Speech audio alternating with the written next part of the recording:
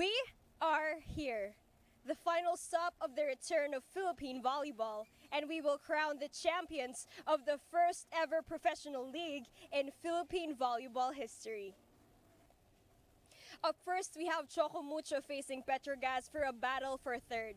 Both teams have shown their hearts of a champion and their character. And even though they're not winning gold, bringing home a bronze would mean honor to either side. To kick off the finals, we have Tigo, the equalizers, the survivors who persevered through a Game 3 win and earned their spot in the finals. On the other hand, we have Creamline, the defending champions who had their ups and downs, but their resilience is ingrained in their culture. No one is born a champion. It's a process that demands the best out of people. Now, who will emerge? Let's find out here in PVL Open Conference Finals on One Sports.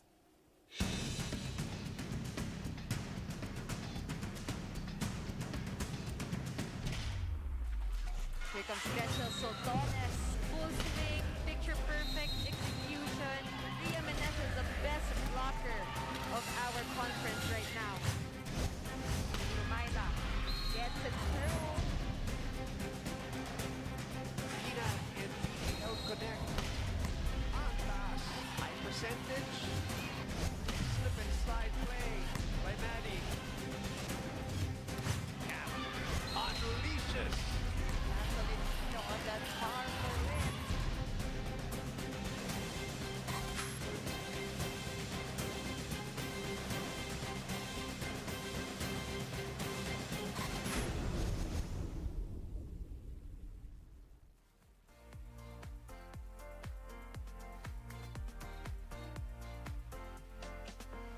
While both teams failed to make it to the finals of the Open Conference, their job is not quite done as they go head-to-head today for a coveted place at the podium.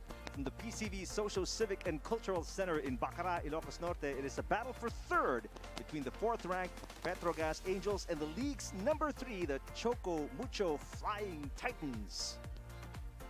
Big day for the fans of both teams as they get to cheer them on here in the finals.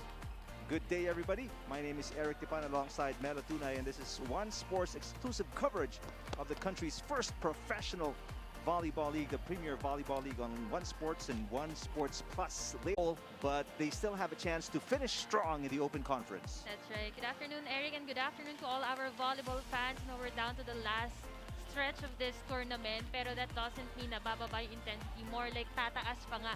Dahil parang finals din to between these two talented teams, talking about Choco Mucho, Flying Titans, and Petro Gazz, and we know we could expect a good game from them, especially both of them want to bounce back from the losses that they've had in the semifinals. One sporting analyst even told me the battle for third sometimes feels more meaningful because you get to take home something. I mean, battle for the championship, win or lose, you get to take home something. But here, I mean, you have to fight for it as we take a look at the first meeting between these two teams back in August 6. That's right. Ano, balikan lang natin yung game between Choco Mucho and Petro Gazz. That was just last Friday, no, August 6. And this match, you know, it came into the second to the last day of the elimination round. Matagal nating hinintay din yung match-up ng Petro Gazz and Choco Mucho. But luckily for Choco Mucho, they took that game in 4 sets. And we could see the scoreboard. And in that game, nakita talaga natin na it was one of the best games of Choco Mucho in this tournament because 4 out of their starters na mga wing spikers scored in double digits. Right. 5 among the 6 players. And that's why we highlighted Dina Wong as the catalyst in that game, scoring 9 points herself, almost a double-digit output for Dina, and that's high for a setter. And on the side, of course, 26 excellent sets, distributing her sets sa lahat ng kanyang mga kasama in that game. And of course, Ria Menez is also on your screens, top scored for her team in that game. Despite the loss, she managed to score 14 points off from 3 blocks. That's right. She and Sultanes scored 14 each, but only 2 players in double digits for Petro Gazz in that 4-set loss against Choco Mucho. Now let's revisit the last game of Petro Gazz. Obviously, this is painful for the fans to see. This was they had to win this to extend the series to a third and final game, but they fell short and lost in a sweep. That's right. In game 1, na naramdaman ng lahat na nanonood, the intensity, how much Petro Gazz wanted that game, but then eventually towards the end of the game, breaks of the game, it went to cream line. So it's really hard to bounce back from a painful loss, especially coming up from a very close game. But in that game, Petro Gazz versus Creamline in semis game 2, talagang nalimit na, especially Myla Pablo. After scoring 26 points in game 1, she was just limited to 3 points That's right. in game 2. And then, in that game, ang dami nilang hinanap na step up for them. But then eventually, it was just, Creamline was just too much and too prepared in that game. And even the full lineup of Petro Gazz could not handle that game. That's right. No player in double digits for Petro Gazz. Top scorer, Ria Meneses with 9 points. Kat Arado, the best digger and best receiver of the conference, struggled as well in covering the floor as we take a look at Kat Arado. But nevertheless, she has been tremendous. Her performance in protecting the floor for Petro Gazz is can't be topped by anyone for this season. That's right. One of the, if not the most, consistent libero in this season. I mean, she's topping the boards for the best receiver and best digger department. And in that game, she was stable also. As you can see, 43 digs nga sa semis. They've had only 2 games. 23 out of 47 extended receptions. So, ang taas talaga nung porsyento ni Kat Arado, especially when it comes to defense. But in that game, ang naging problema nila was the conversion because the defense was there, Kat Arado was there. She was steady in that game. But then, as we mentioned, no one in double digits, and even their top scorers from the previous game wasn't able to convert yung mga magagandang nagawa niya for Petro Gazz. Kat Arado was so good, she didn't get subbed at all by Rica Englona, and she played all 3 sets in that loss versus Creamline, game number 2 of their semi-final matchup. But you were talking about the other players. You mentioned Pablo with a low 3 points. Obviously, she's a lot better than 3 points, coming off a 26-point performance. There's Myla Pablo looking more spry and smiling today. Maybe she has nasa isip niya Ready na. bumawi Oo. after that game. Ces Molina tried to fill up the void left by Pablo. She came up with 8 points on 8 of 21 from the field. Well, they actually have a loaded set of wing spikers, from the opposite to the open hitters. Talagang matataas yung caliber ng mga players nitong Petro Gazz. But I guess in that game, yung mga intangibles also played a factor because it's very hard, like I mentioned earlier, to bounce back from a loss na sobrang dikit. And we saw how much Petro Gazz gave their all sa semis game 1, and they've only had a short amount of time to prepare for the next game. And, parang bounce back even from the mental and emotional defeat that they've encountered that game. Let's take a look at Choco Mucho, also smarting from a 3-set loss against Cherry Tigo crossovers. Only 2 players in double digits in this loss for Choco Mucho, and it was sad to see, how much these girls were in pain yesterday after the loss. You saw Maddie Madayag in tears along with so many other players. But take a look at some of the highlights from yesterday. Well, definitely, nagkulang sila as a team. Although there are 2 players in double digits, talking about Maddie Madayag, Kat Tolentino. Pero like the vibe of the team in general, they just look so, tired. And a good thing also na may na-pull out sila from the bench. We saw some highlights from Katie Viray who delivered a good game yesterday with 9 points coming off the bench, but still it wasn't enough because Cherry Tigo was just dominating in all aspects. They won that game 25-16, 26-24, 25-23, and yung second set talaga, it was totally it was almost a Choco Mucho set. That's They right. were at set point at one point, pero yun nga, Cherry Tigo really worked hard for it, and yung momentum kasi nawala na talaga sa Choco Mucho. That's why Cherry Tigo was able to seal that win and dominated even in attacks, 44 compared to 37 lang ng Choco Mucho. Here's Caitlin Viray, played in sets 2 and 3 and was a big contributor, like what you mentioned, off the bench with 9 points. She took the position of Arocha, who only played in the first set and was only able to put up 1 point. There's Maddie Madayag, 11 points from yesterday, along with 3 blocks, 8 of 18 from the field. Well, it's good to see Maddie Madayag stepping up, in Game 3. Kasi it was really a much-needed win. Her leadership, matagal na natin yan nakikita. Pero dito yan nasubok sa Game 3. And talagang, pinakita niya yon. Though she was limited in game 2, she was very determined naman yesterday to make a difference in their do or die game. She was more active and asking for the ball from Dina, and naging problema lang din yung serve reception ng Choco Mucho yesterday. They struggled to score points against Cherry Tigo kasi si Maddie, mataas sana yung porsyento niya. She could have gotten more sets if only they got better reception yesterday. Pero yun nga, isa rin yun sa naging culprit ng pagkatalo nila yesterday. But nevertheless, 11-point output, it's very good for Maddie, and let's see kung makabounce back sila today. One of the keys, like what you mentioned, reception errors, 20 unforced errors for Choco Mucho in that defeat against Cherry. You obviously want to turn that around, but are they going to lean big again on Caitlin Bra, you think? Well, actually, for me personally, that OH2 slot is really something na they're looking consistency on. Kasi si Ponga has proven na she could deliver big time for Choco Mucho, and si Arocha naman has had on and off games this season. So, with the showing of Caitlin Bray yesterday, she could definitely make a big factor also in this game. Pero let's see also kung ano magiging discard ni Coach O, kung yesterday ba was enough for Arocha to recover and play good again today. But nevertheless, kahit sino sa kanila, I'm sure Coach O would know kung sino yung fit against Petro Gazz.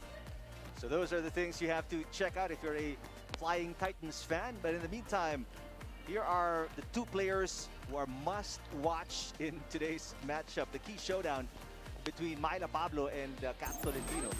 Well, these two are, two of the most powerful wing hitters here in the tournament. Myla Pablo has been up and down also this conference, pero towards the latter part of this tournament, talagang pinakita niya yung bagyong Pablo that everyone expects her to be. No? She managed to score 136 points so far for Petro Gazz, for her team, rallying her team. Meanwhile, Kat Tolentino naman, former Open Conference leading scorer. Kung mapapansin natin yung output niya from the previous conference to this one, medyo mas nag-limit. Pero of course, you could credit that kasi mas marami na siyang reliable na kasama ngayon, mas na-distribute na yung sets. But nevertheless, ang laki pa rin ng output ni Kat, and regardless of both their situations, Kat Tolentino and Myla can muster a different gear to still carry their squad's offense for huge stretches. Obviously, Pablo will have to bounce back from that 3-point performance. Tolentino is coming off a 12-point performance from yesterday's 3-set loss against Cherry. So she's on a, at least a better stride coming into this game. So those are going to be key things that we'll have to observe into today's game, who will come up with a better start here. So Tones, they'll also need numbers from her, along with Ces Molina again. Ria Meneses, no player in double digits for Petro Gazz in that loss against Creamline. So obviously, that's one key thing I'm sure Coach Arnold Lanyok talked about with the girls, with the Angels. But Choco Mucho started out pretty strong in the Open Conference. But we were talking off the air about this, that 3-game schedule towards the end with the top opponents must have been heavy for them. That's right. And a lot of people are also noticing yung fatigue because the games, hindi lang siya physical games between the teams. It's really yung mental and emotional because you prepare for it and then you react towards the result. And for the case of Choco Mucho, nagkaroon sila ng mga losses from Creamline, back-to-back from Cherry Tigo rather. So talagang expected na kahit papano, it would reflect on their game, and yun nga yung nangyari. But I think it's also gonna be, like today, how deep their bench is would also matter kasi nga, talagang it's a fact na the players are also experiencing fatigue na din at this point. All right, let's go courtside for the officials of today's game and the starting 6. And now our national referees for Game 1. First referee, Rene Gaspilio. Second referee is Nestor Matematico. And now the starters for the Choco Mucho Flying Titans. The starters from the Ateneo de Manila University, center number 3, Dina Wong. Middle blocker number 17, Captain Maddie Madayag. Outside spiker number 9, Pauline Gaston. Opposite hitter number 10, Kat Tolentino. Middle blocker number 14, Bea De Leon. Outside spiker from Ateneo University, number 21, Richie Arocha. Starting number from Ateneo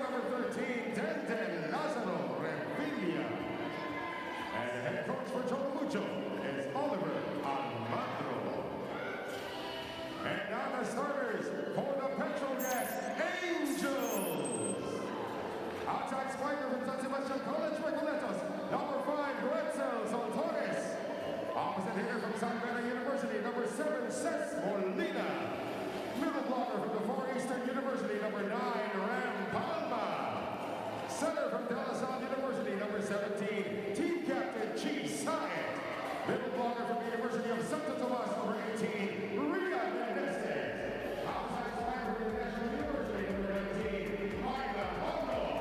And starting middle from the University of the East, number Same starting lineup for Coach Oliver Almadro as you see on your screens. Arocha pa rin ang magsisimula for the Choco Mucho Flying Titans. It's the same lineup for them as well as with Petro Gazz. Walang binago, and I think for Petro Gazz, they've had the luxury of rest yesterday. So I think it's okay for them to start off with their usual starters. Is that going to be a factor? I mean, knowing how, conditioned these players are, is that going to be a factor that they had one-day rest compared to Choco Mucho? Well, actually, isa talaga sa mga naging usapan. But for me kasi personally, I think physically, kaya eh. It's really yung dagdag na emotional stress talaga and mental stress sa mga games na nilaro nila. Especially, yung bigat ng pagkatalo kahapon. oo. I think hindi lang sa pagkatalo, yung pag-prepare mo kasi, it's also a process, no, mentally and emotionally. Tapos, ganun pa yung magiging result. So, it's really tough for these ladies. And at least ngayon, nakita natin sila. It's a clean slate for both of them. As we see, Myla Pablo mukhang gusto magsimula ng maganda dito. That elevation that we saw from her first approach could determine kung paano magiging laro niya ngayong hapon. She seems to have an extra bounce to her step today. Myla Pablo putting the Angels on the board first in this battle for third place. There's a push by De Leon. Pablo once again gets through the block. Ball kept alive by Arocha. Saet sets it up. Molina, yes! Combination play for Ces Molina, and it's very tough to get through those blockers, no? Bea De Leon and Kat Valentina in front of her. Nakita natin in that sequence, hindi lumipat si Kat sa opposite. But still, the trust of Chi Saet kay Ces Molina in that sequence is really commendable. Well, Chi Saet has done a spectacular job all throughout this open conference. 25 excellent sets for Chi Saet in the game the other day as Molina again. Back-to-back points for Ces Molina. So far, so good for Petro Gazz.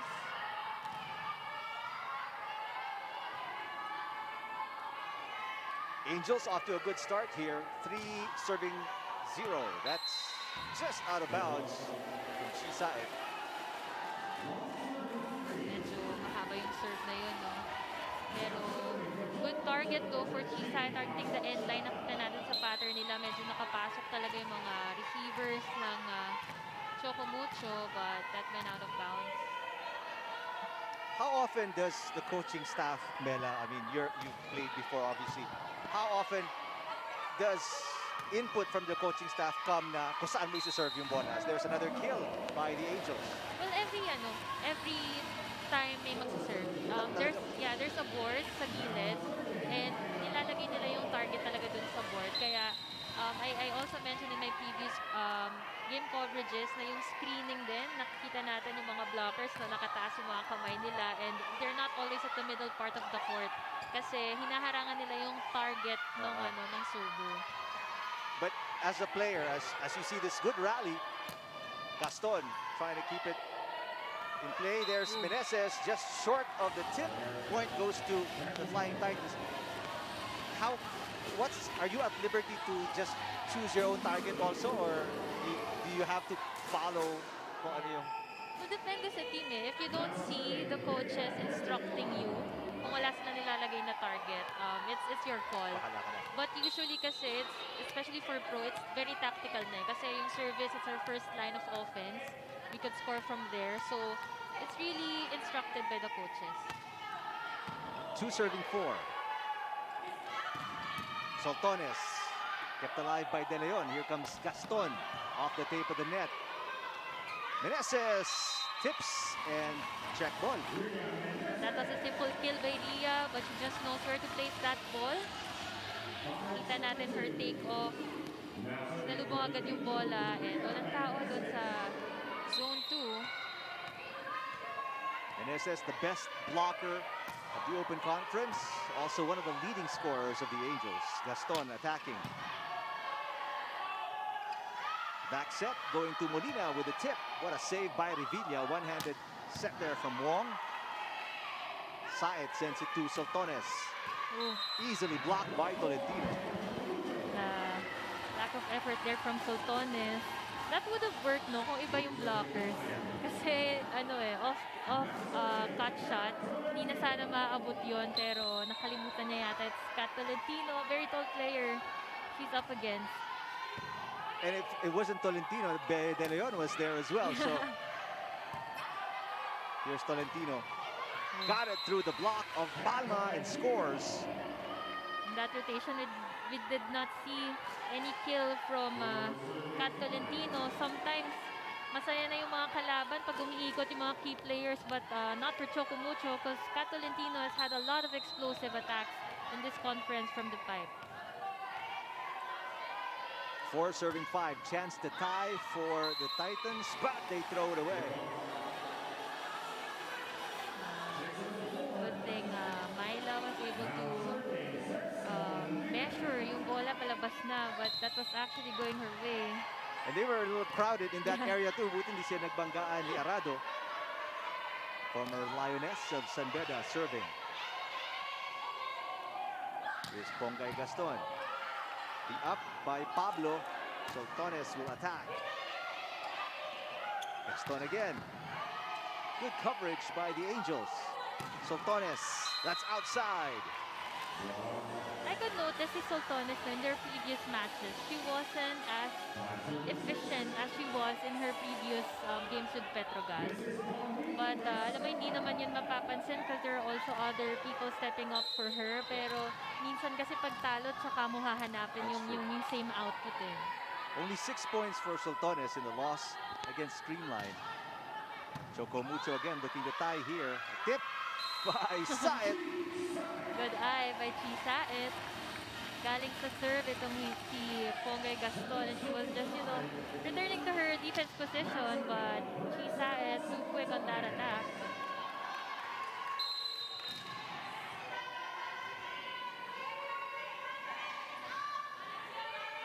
Soltones looking to send us to our first technical timeout, and she does off a service ace. Service becoming a factor here for Petro Gazz, and they take this first technical timeout, 8-5. Start. Maganda yung address na niya sa manarani. Okay? Walang problema. Yung 5 points na yan, isa 20 na tayo na sa akin. Pero ito siya. Okay, the rest binigay natin. Walang problema kung nag-iaro tayo kasi walang problema yan. So, mamaya i-less na natin sila sa team. So, kung magudok na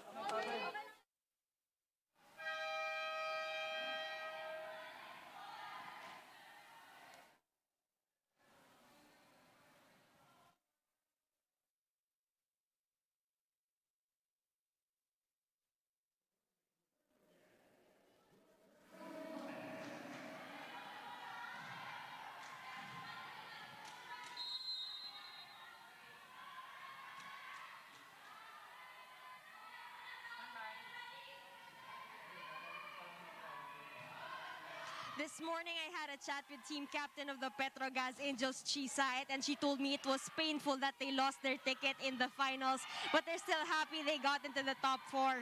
And sabi nila kanina, pinag-usapan nilang umaga na masarap manalo ng bronze, kaya they're here to finish what they started, resetting their mind, accepting that loss, and bouncing back for this crucial match. Tingnan natin kung makakabalik sila sa momentum this set 1. Well, they're looking good.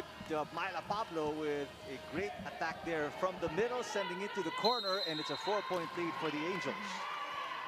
I have to agree dun sa report ni Ai, no? A coach once told me na mas masarap daw umuwi ng bronze kesa Silver. Kasi pag silver, it means natalo ka nung last game. So, uwi ka malungkot, may ganun pa rin vibe. Unlike when you go home, nananalo ka for the battle for bronze. That's right. So there's a lot at stake here for the viewers who are thinking battle for third. I mean, they're third placers.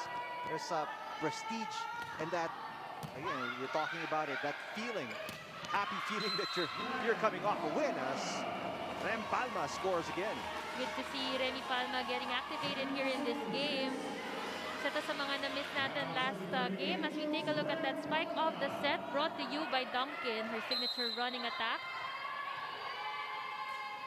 Now we're gonna be needing more from her in the middle because, you know, Ria Meneses have been very stable all throughout the tournament. And if you're going up against two of the most potent middle blockers also in the tournament, talking about Bea De Leon and Maddie Madayag, you gotta step up your middle game also.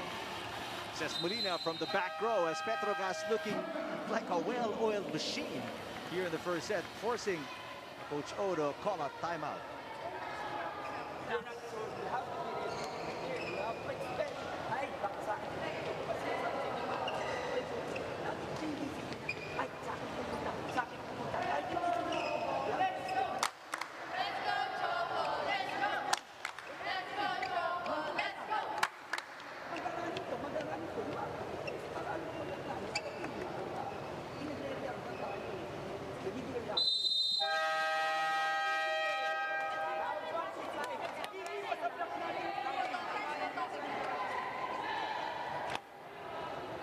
What are the early troubles facing the Flying Titans right now? Well, definitely the reception.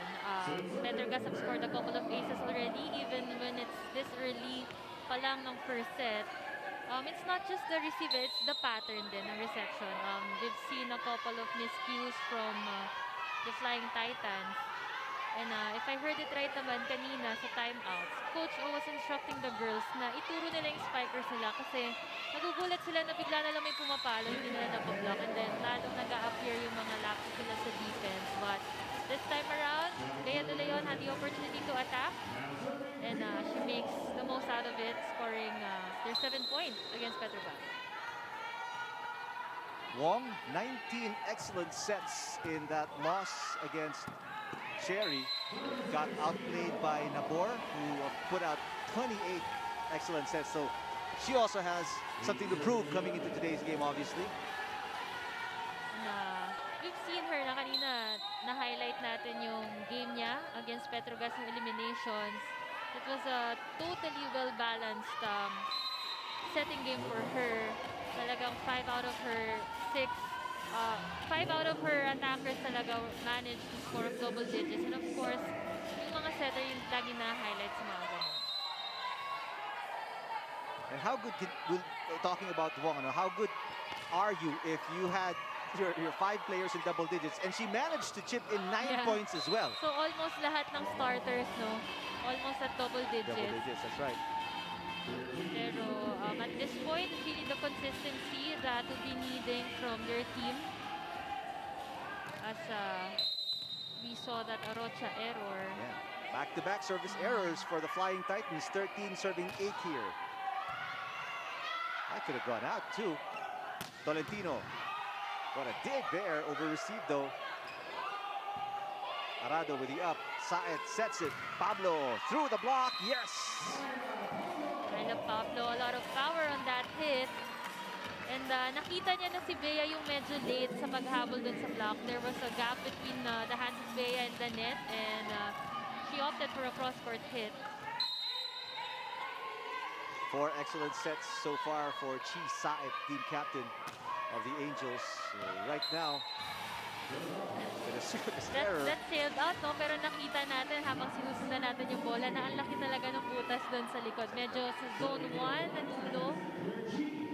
So you can see yung tactical game din talaga, service game ng Petro Gazz.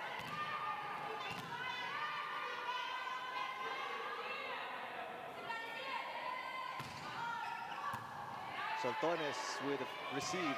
Meneses, yes!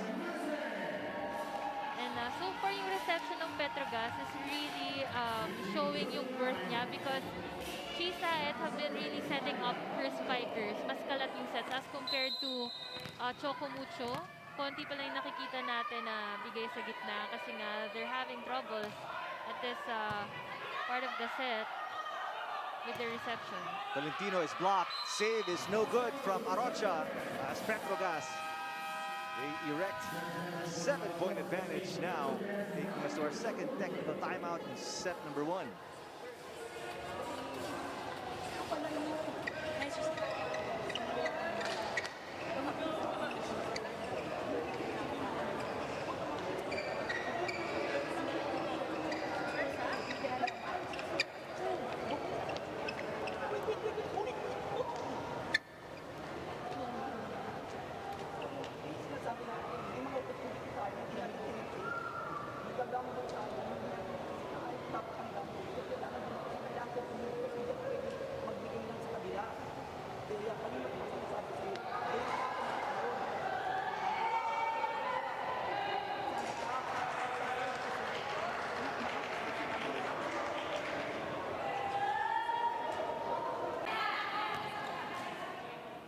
So serving for the Angels, Maddie Madayag.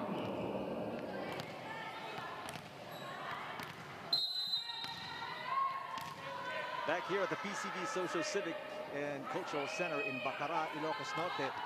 This is the battle for third place, best of 3 between Choco Mucho and Petro Gazz. And right now, the Angels in control. Myla Pablo looking very good here early in the match. There's a dump by Molina. The body language of Choco Mucho, parang very uncharacteristic of them, no? As we take a look dito, muntik pa magkaroon ng miscommunication on who will give the ball over, and Molina just ready for that regalo. And in the timeout, actually I heard Coach O talking about gamble. Kasi I think when we take a look at how Choco Mucho is moving right now, mukhang ingat. So talagang at this point of the tournament, you really have to give it your all in. Hindi ka na pwede mag-ingat kasi we're not seeing the same explosive approach from their spikers, like even si Kat Tolentino. Lucky for the Flying Titans, there's a service error from Pablo. That's where they've been getting some easy points here in the first set. You can see Shannon Palek also ejected here for Choco Mucho, replacing Bea De Leon. Let's see if she's able to make a difference in this game.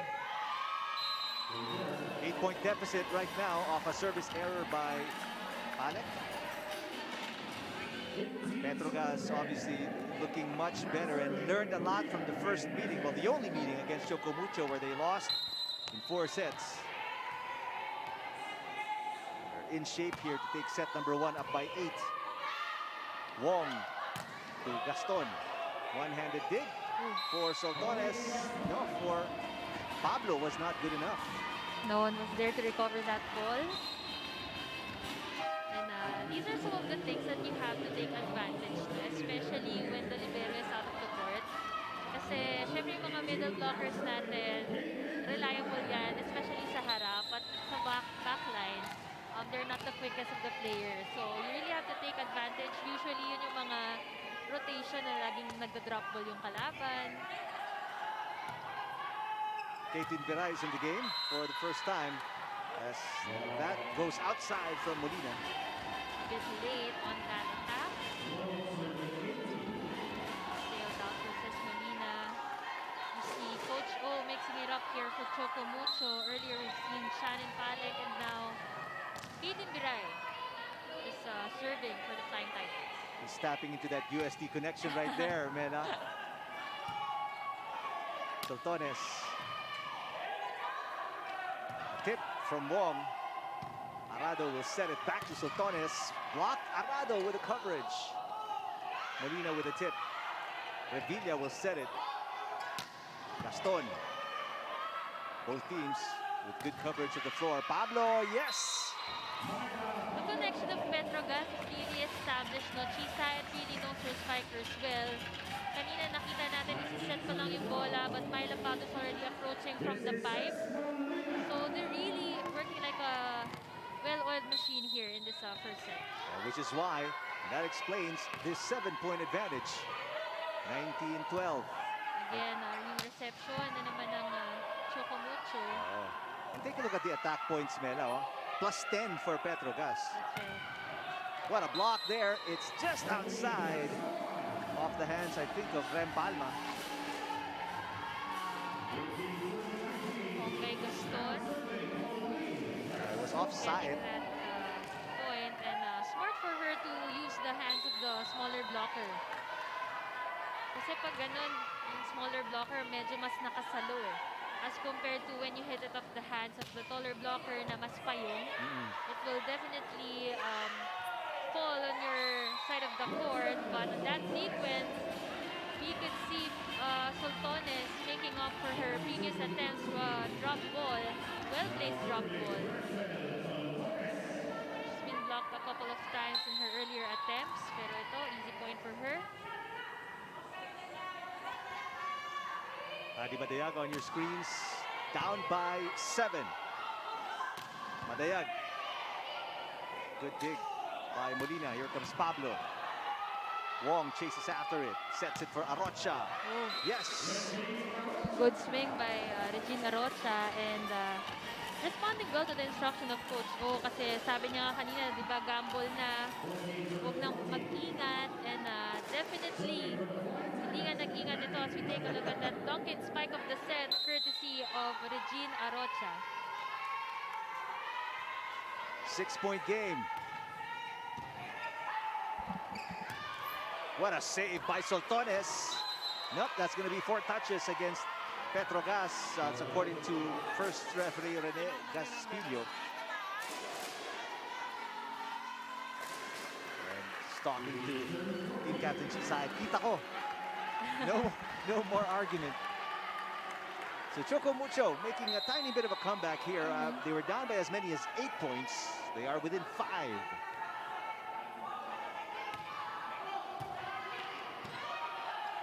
Pablo makes up for it.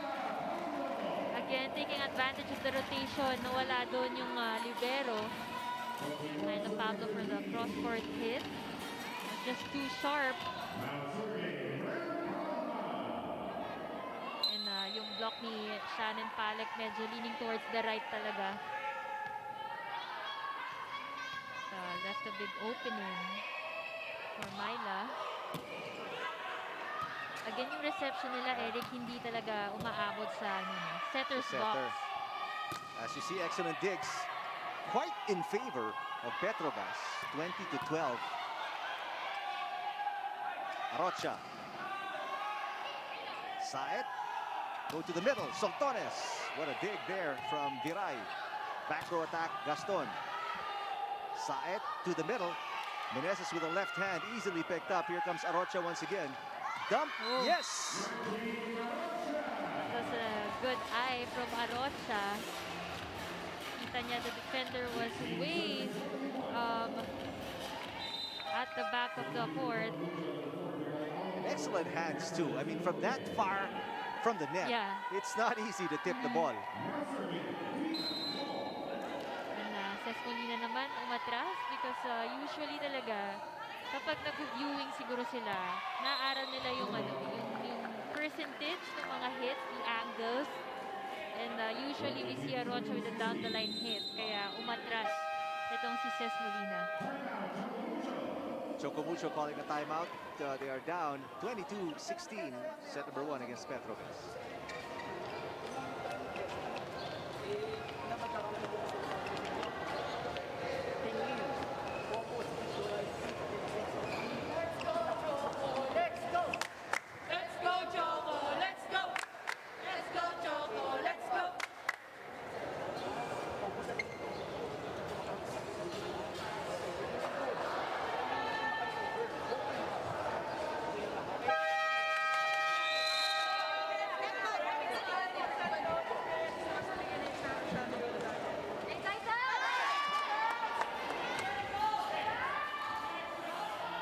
Six points separating Bea de Leon and the rest of the Flying Titans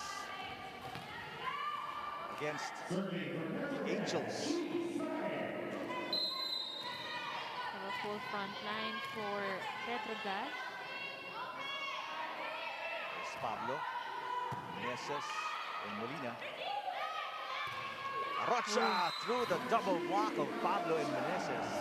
Rocha making the difference here for the Flying Titans. Nakita natin how good her swing was in her previous attacks, and it's been working well for their team, giving it her all. And natin full effort, and not even the best blocker of the tournament can handle that swing and that powerful hit. Much better output from Arocha today compared to their game yesterday against Cherry, where she only produced 1 point. Molina, Revilla with the up. Gaston, good coverage by Soltones. Here comes Molina once again down the line. This is outside and wide. Too much angle there for Ces Molina.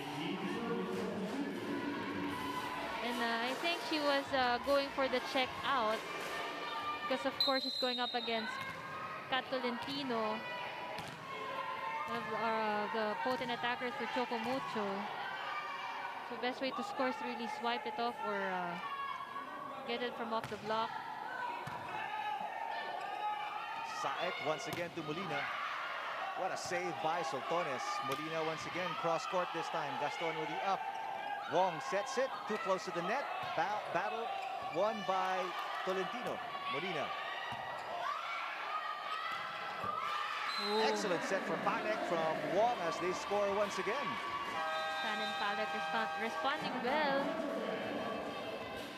As we take a look at this Duncan spike off the set, courtesy of Shannon Palek. Again from down 5. Grabe yung pagpihit nung Yeah. nung shoulder ni Shannon Palek. Choco Mucho within 3 points now. Hindi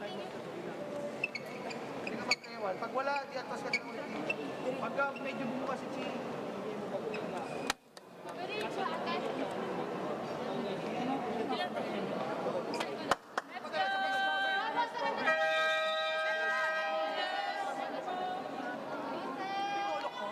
First time out called by Coach Arnold Lanyog.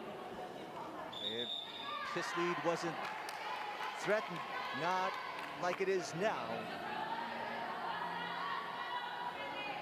Angels need 3 to win, but Choco Mucho, they need 3 to tie.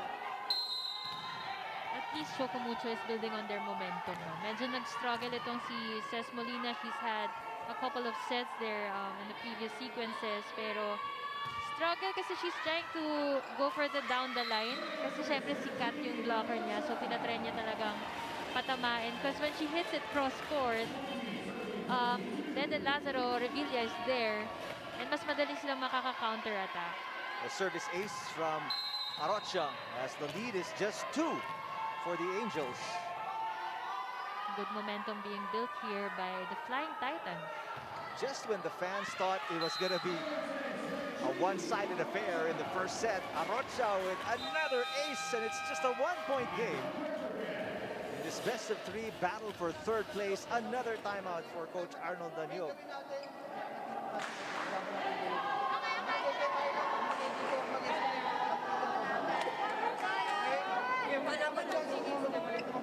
Kaya mo yan.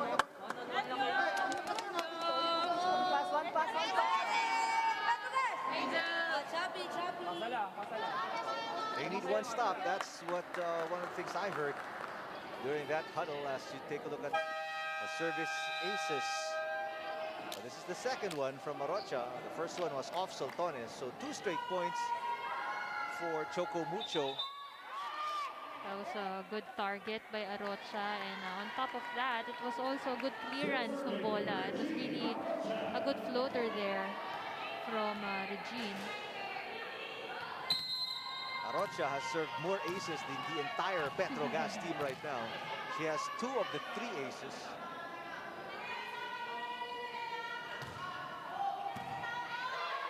Saet set it to Pablo. There's the one stop they were looking for. The Petro Gazz Angels responding well on that Coach Arnold timeout. And we could see here opposite setting. Palek was definitely late for that.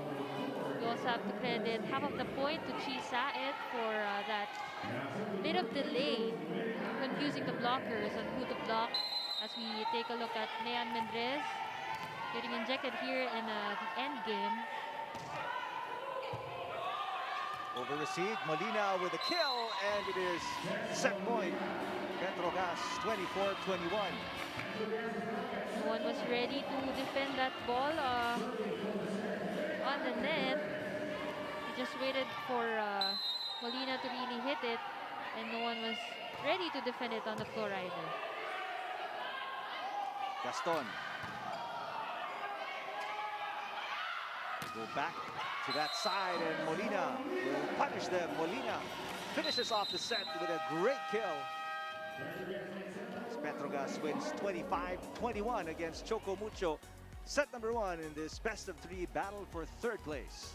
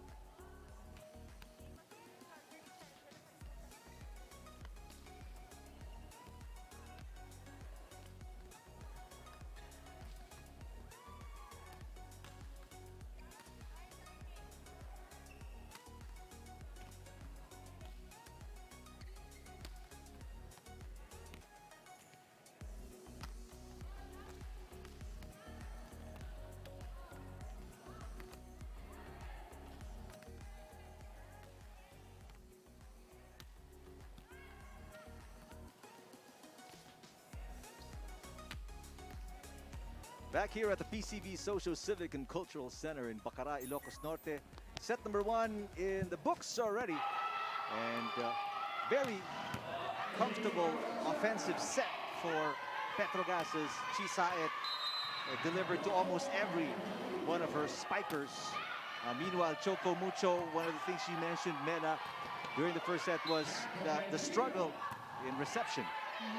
Pero they actually made a streak towards the end, courtesy also of the efforts of the Jean Arocha. That's why they were able to almost tie the game, but still everyone responding well from Petro Gazz, and it's just really a more balanced game for Petro Gazz. And we've seen a lot of opposite setting from their setter Chisaet, and it's been working well so far for them, and really giving itong blockers ng Choco Mucho a struggle on who to block. Here's the stats of the set, brought to you by Ribisco. Makikita natin yung attacks talaga. There's a big disparity, 18 compared to just 8 from the Flying Titans. And again, going back to Chisaet, she's really giving a high percentage to her attackers because she really confuses the blockers, and it results to this kind of game from her spikers na mataas porsyento to convert. Both teams kept their unforced errors to a minimum, 9 for Petro Gazz, while Choco Mucho only had 5. Set number 2 just about to get underway. This is the battle for 3rd place, best of 3 between Choco Mucho, who lost to Cherry 2-1 in their best of 3 as Scott Tolentino scores there. Meanwhile, Petro Gazz Angels lost to Creamline in a sweep of their best of 3 semifinal matchup. We saw a better swing there from Kat Tolentino. No, we were able to see like I said nga kanina, the same amount of swings and approach that she usually does. But in that last hit, kita natin there's already a difference.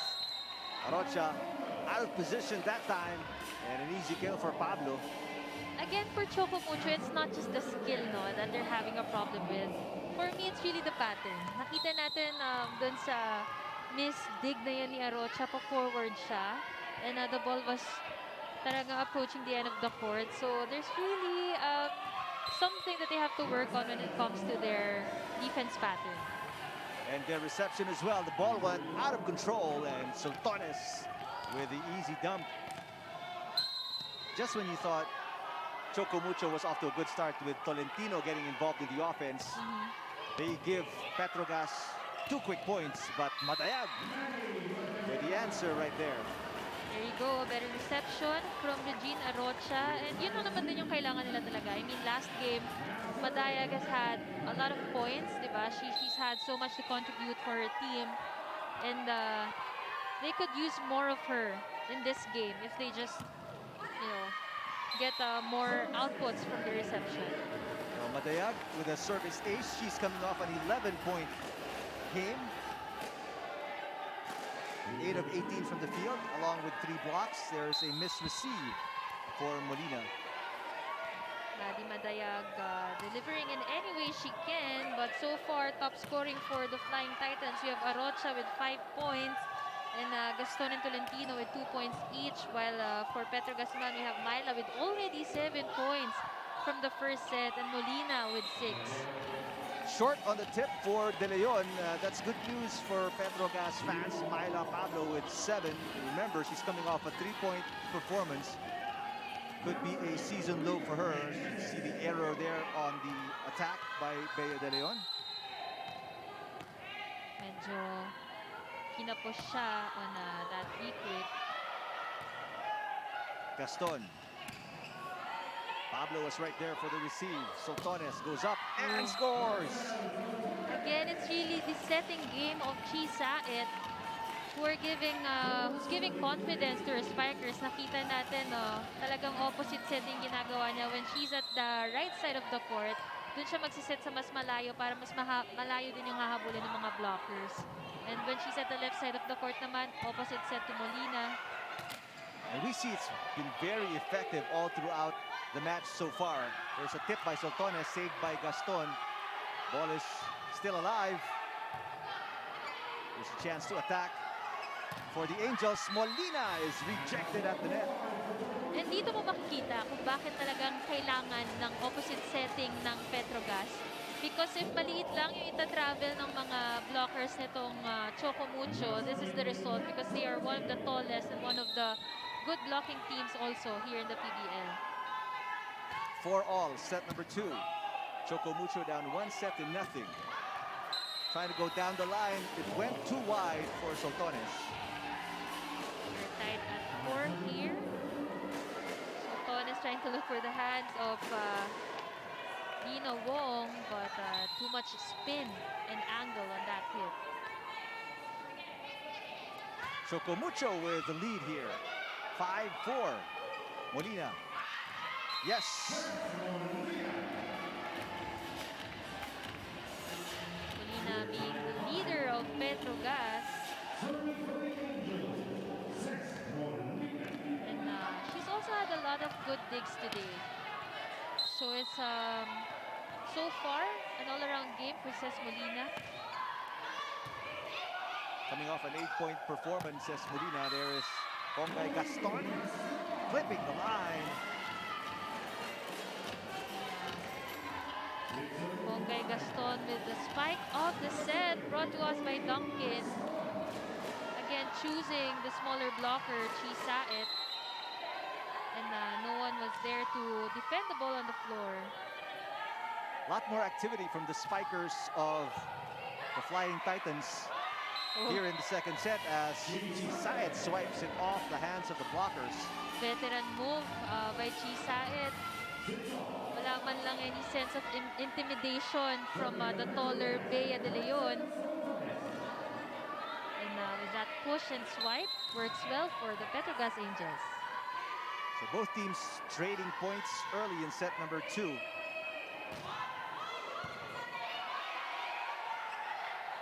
Back row attack from Tolentino. Sultanes with the up. Molina from the back row. Here's Arocha with the tip. Molina was right there. Saet to the middle. Palma with the tip. Arocha once again. This is not off the blockers. This is off the net. That ball did not go over.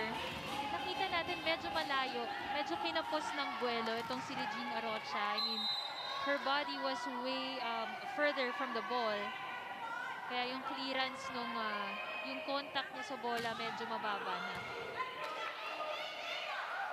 Tolentino. Tip. Goes outside for Saed though, so tied again at 7.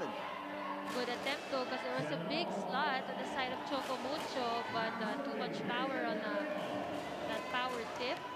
And De Leon has Choco Mucho for the first time in the match. Takes us to a technical timeout. They're up 8-7 against Petro Gazz, set number 2.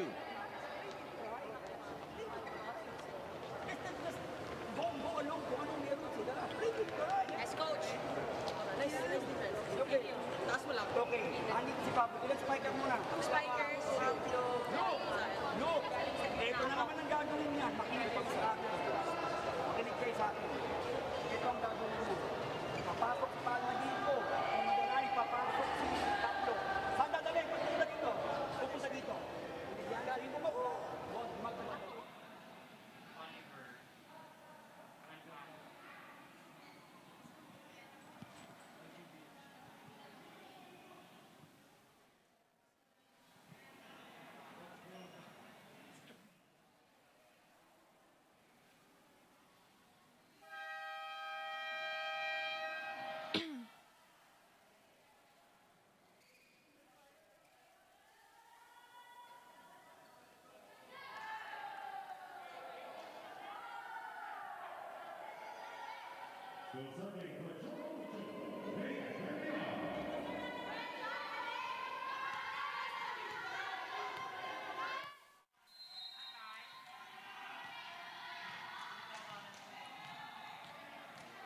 Yesterday, Coach O spent his afternoon warmly embracing his girls. Sinabi niya na nakaka-proud sila dahil lumaban sila kahit papaano. They gave everything for yesterday's game. And from the start of the season until the finish, gusto nilang ipakita ang kanilang Titan pride and positive mindset na win or lose man, they are hungry for improvement. Kaya tingnan natin kung tutuloy-tuloy ang momentum ng Flying Titans.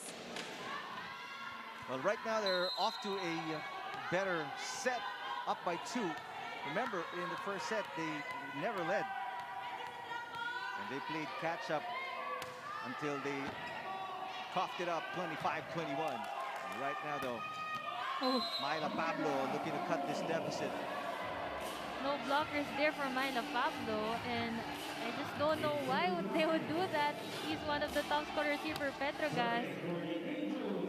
Well, Down the line, yun yung mga specialty niya talaga, but no one is ready for that hit sa net man o sa floor.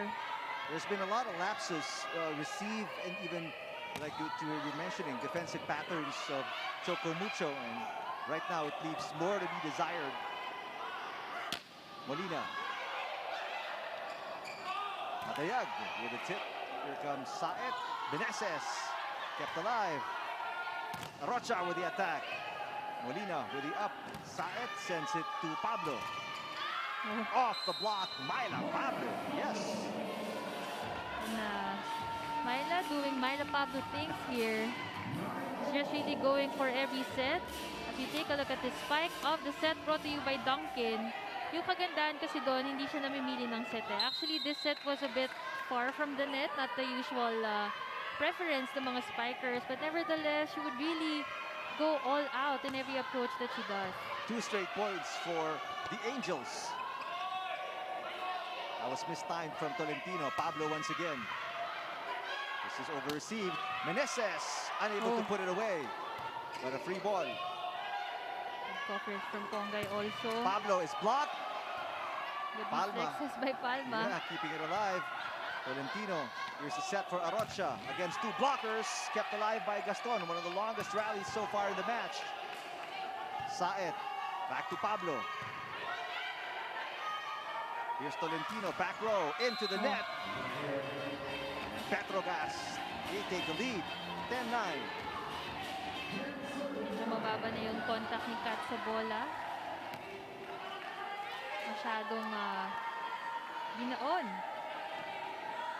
And, that was a good rally though. Nakita natin that Dina is utilizing more of Maddie.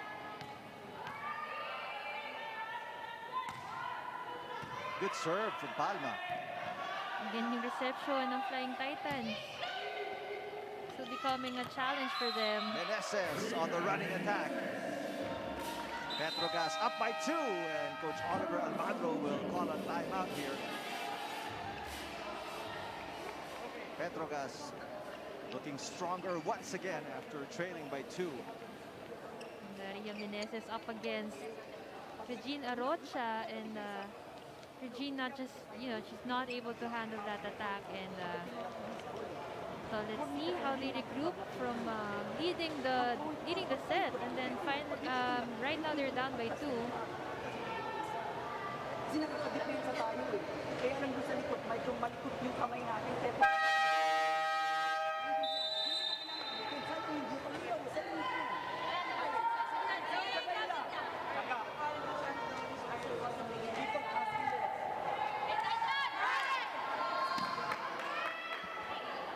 Let's see if this timeout will bear fruit in a positive way for Choco Mucho. Jerry Lee Malabanan came off the bench, didn't score in the Petro Gazz loss on Tuesday, that Monday. Another miss received right there, easily put away by Chi Saed. Again, Petro Gazz banking on their serves. Makikita natin talaga how loaded their serves are. Not just one person, it's really every person who takes the turn to serve for Petro Gazz. And they're gonna be needing more support for the reception, and they get Team Gagiliana coming in the game. She's the 7th woman, so to speak, for Choco Mucho. Tolentino into the net once again. Back-to-back attack errors for Kat Tolentino. Take a look at the digs situation for both teams. Almost doubling up on the digs of Choco Mucho, no? And so far, ito naman nagiging problema. Lack of option also for the Choco Mucho attackers, because in that last sequence, si Regine yung tina-target ng mga servers ng Petro Gazz, and she can have a hard time na umatras. Kaya Dina Wong's really opting to set up Kat Tolentino. Tip there, saved successfully by the Angels. Arocha. Soltones will send it to Pablo. That's too strong. Masyadong mataas for Myla Pablo. She was way under the ball. But take a look at this recovery from the Petro Gazz Angels. The reflexes are really working well for them. The effort to save every ball. 3-point game. 10 serving 13, set number 2. Pablo, that's a little too close to the net. She tips it. Revilla with the up. Aquiliana from the back row. And SS. Revilla was right there again. Tolentino this time. Saet back to Pablo. Blocked. But there is a net violation on Tolentino. Costly error there for Choco Mucho. They were slowly building their momentum, no? Nakaka-depensa na sila. Naka-check din sila ng mga attacks. But again, pag natapos yun sa error, it's back to square one on building your momentum. Tolentino, cross court. Pablo is right there. Pablo. That is just outside. No, I think it's just on the line. Point awarded to Pablo, and a 5-point lead for the Angels. Catches the line. And, pasok na pasok. The rule kasi talaga is yung basta yung bola nag-touch the line, kahit yung half of the ball outside na. 6-point advantage, Petro Gazz over Choco Mucho in set number 2.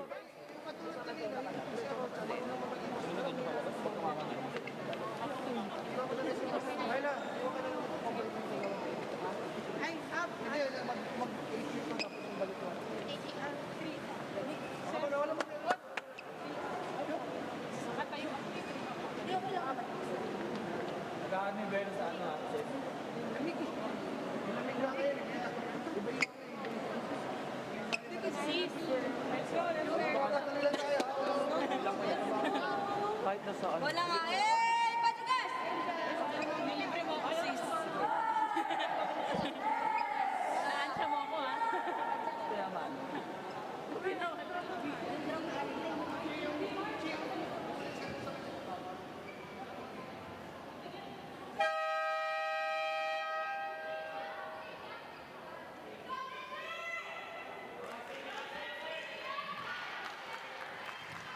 So serving for Petro Gazz,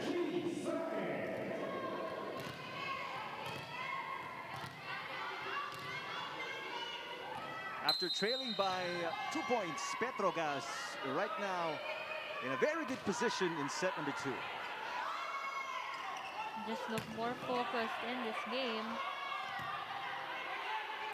Lazaro with a rare attack. Talaga hinintay natin yung yung backswing ni Lazaro Revilla. How often do you see But she was a spiker when she was in high in school. high school? Yeah. That's right. Middle blocker even. So a point for Choco Mucho there. They've got their work cut out for them though. With the way they're playing, this is you can call this a huge lead. We have Arocha on the line. He scored a couple of aces in the first set.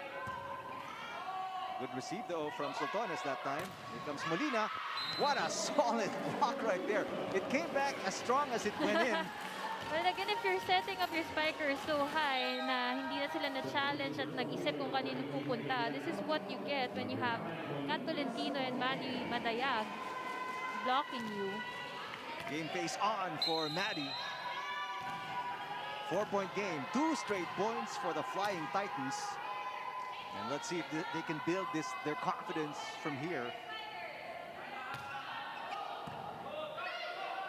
Saet sends it to Pablo. Oh. And that's it for the run. Petro Gazz scores off the Myla Pablo kill. Kita natin again. Medyo late si Maddie, tapos mataas pa yung contact ni Myla.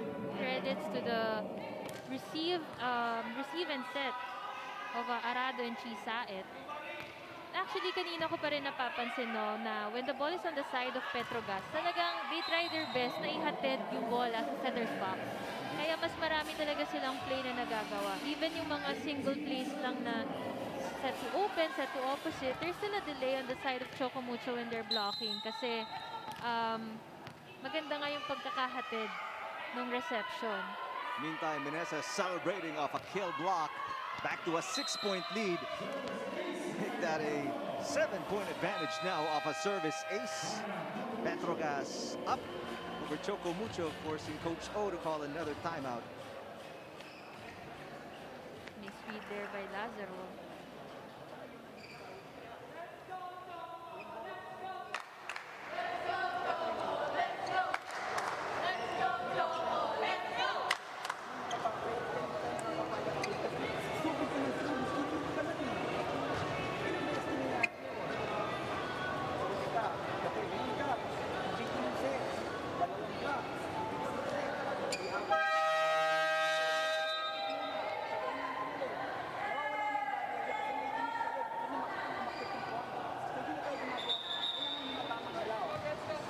Choco Mucho not looking like the same team that beat Petro Gazz in 4 sets in their first and only meeting just last week. They lost in the first set 25-21, and they are not in a good place right now, down by 7. And Myla Pablo already a complete 180 from her 3-point performance on Monday. She has 13 already, and we're just halfway through the match. What a save there by Sultanes. Molina. Gaston. Back row attack. Pablo off the block, and she scores once again. And scoring from the 5. And we saw that help from Soltones. Doon din talaga nagsimula sa recovery niya from that Maddie quick hit. And nakikita natin na it's a complete effort on the side of Petro Gazz. Hindi nila basta-basta pinapabayaan yung depensa nila. No matter how hard yung bola, they try to save it. And then there's also some outputs from the blocks, from the serves, and especially sa atake. Soltones again with coverage. Pablo adjusting, but this time around with the attack error. Nakalituhan. Nakita natin medyo sneaky pa si Soltones pabalik dun sa opposite side. And she got in the way of Myla Pablo's approach. But nevertheless, you're still up here by 7. But that activity of Soltones has been one of the keys of the coverage of Petro Gazz in this match, not just in this set. Another back row attack from Pablo, and she connects. Myla really being the go-to girl here for Chisaet. I mean, you have a complete front line, pero they're still setting up Myla, and why not? She delivers for the Petro Gazz Angels. What a disparity in attack points. +8 for the Angels.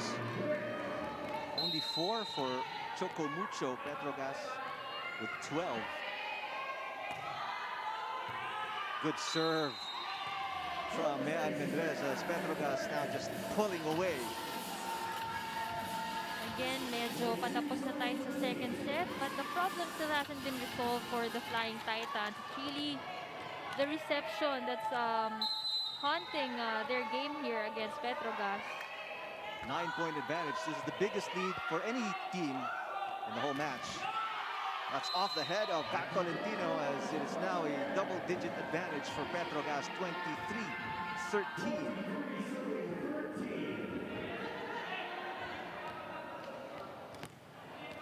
And a single lady block too from Rem Palma. Pat Tolentino still to pick up on her game here. Earlier in the set, she was moving better as compared to her movements in the first set, pero still the momentum naputol agad because Petro Gazz has really studied her well in this game. That breaks the long run of Petro Gazz. Kill from Pongay Gaston. 14 serving 23. A long way to go if you're Choco Mucho. Soltones block. Saet goes to the other side. Molina.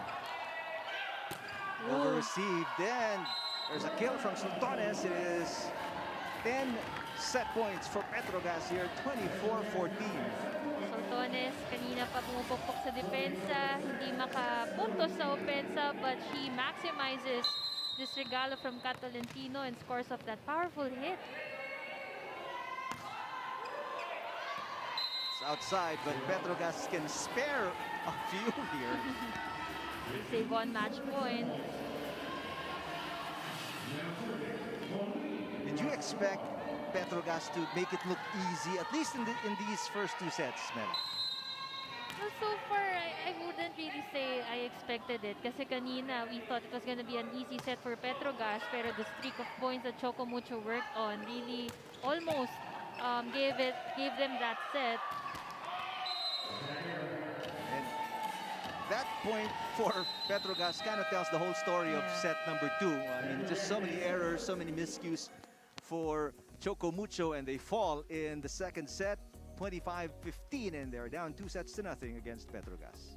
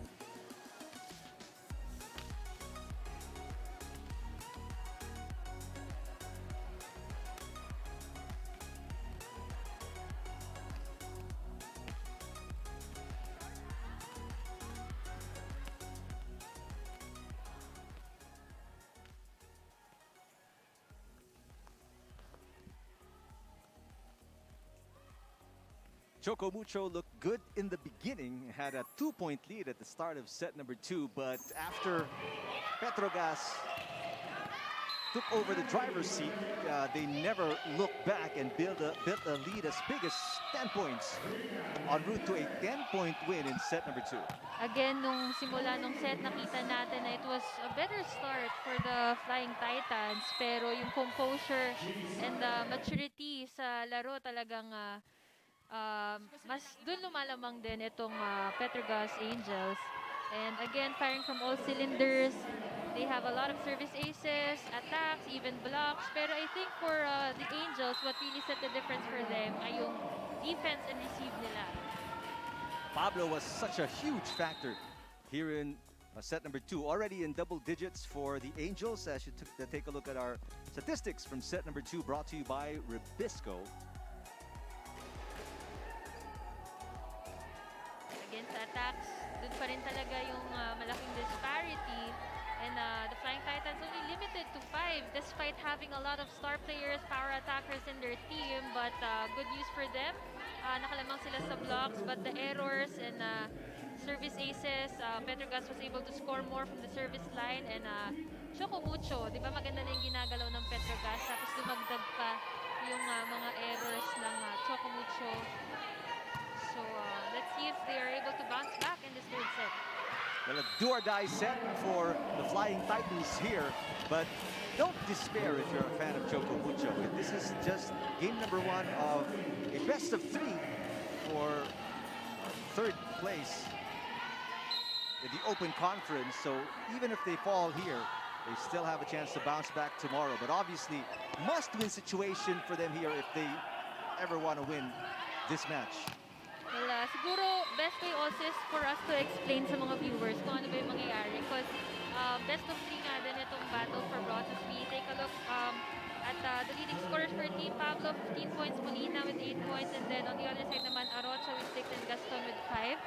So, kailangan talaga nilang magpundar ng maaga because if magkaroon man ng Game 3 for the battle for bronze at natapos naman ng Game 2 lang yung final series natin, there won't be a Game 3 anymore for the match for bronze. Kumbaga, it will boil down to the quotient, meaning the number of sets.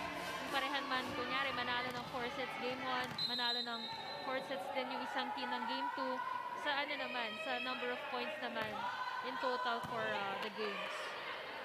So that's a bit of an explainer for those wondering as you take a look at Piray attacking. Because tulad nga sabi ni Mela, the final series will start later on. As you take a look at our spike of the set brought to you by Duncan.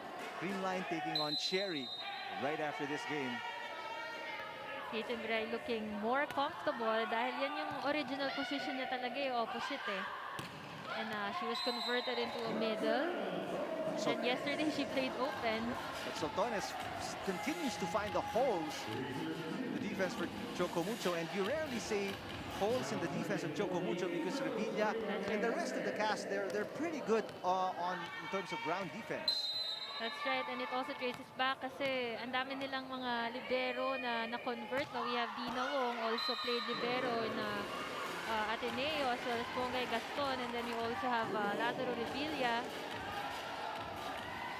So it's very, I would say again, uncharacteristic of them to have lapses on the patterns kasi dapat yun yung forte nila eh, because you know 3 of them, at least for the starters, have been the people na talaga nag-lead when it comes to defense. Mga defensive specialists.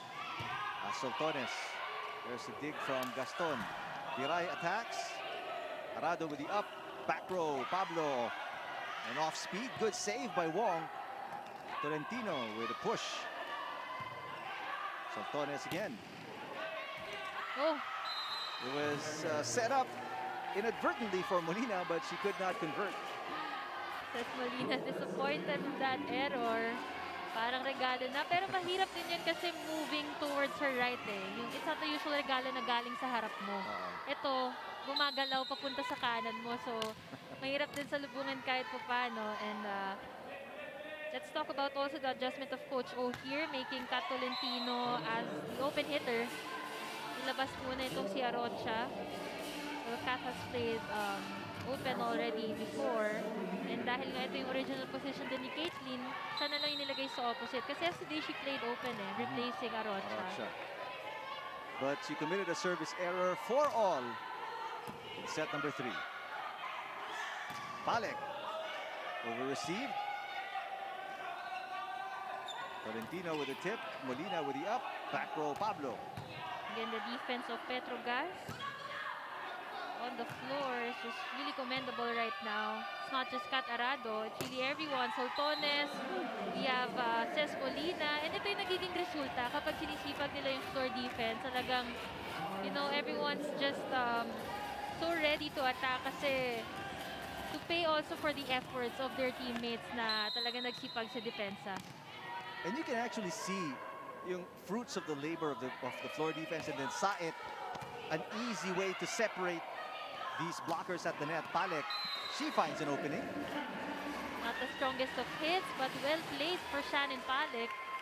Isa yun sa mga paborito niyang sets, running sets, running spike for her. Another close start for both teams. 5-all, set number 3. Petro Gazz leading 2-0 against Choco Mucho. Game number 1 in this best-of-3 battle for third place. Palma gets it through the block. Good recovery from Palek. Side goes back to Soltones. Yes! Again, the delay in the set of Chi Saet. And makikita mo medyo nag-lean back siya, no? Tapos binato niya sa open. So, it's not as easy as we look at it, as we watch it, diba? It takes years also to be that kind of setter, that the kind of Chi Saet is. 6 serving 5. Saet is coming off a 25 excellent set performance in that loss versus Creamline. There's a block at the net by Palma as Petro Gazz leads by 2 now. Then Palma joining the scoreboard here for the Petro Gazz Angels, and we haven't heard from her in the previous sets. I mean, hindi the same as her previous outputs, pero it's good to have her joining the scoreboard for the Angels.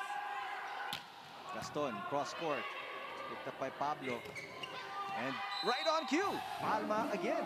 Back-to-back points from Remy, and you know, Chi Saet again acknowledging kahit galing ng other side of the court itong si Remy, binigyan niya pa rin kasi she knows she's ready. Iwanan mo na sila dito. Dahil walang pasa. Tapos kayo yung katakot magkawali. Dito ka na. Dito may libero. Dito na kayo. Pag doon na. Pero mamaya pagkabo na. Pwede pa dito. Pero katulad nyo kanina. Wala na. Balik tayo doon.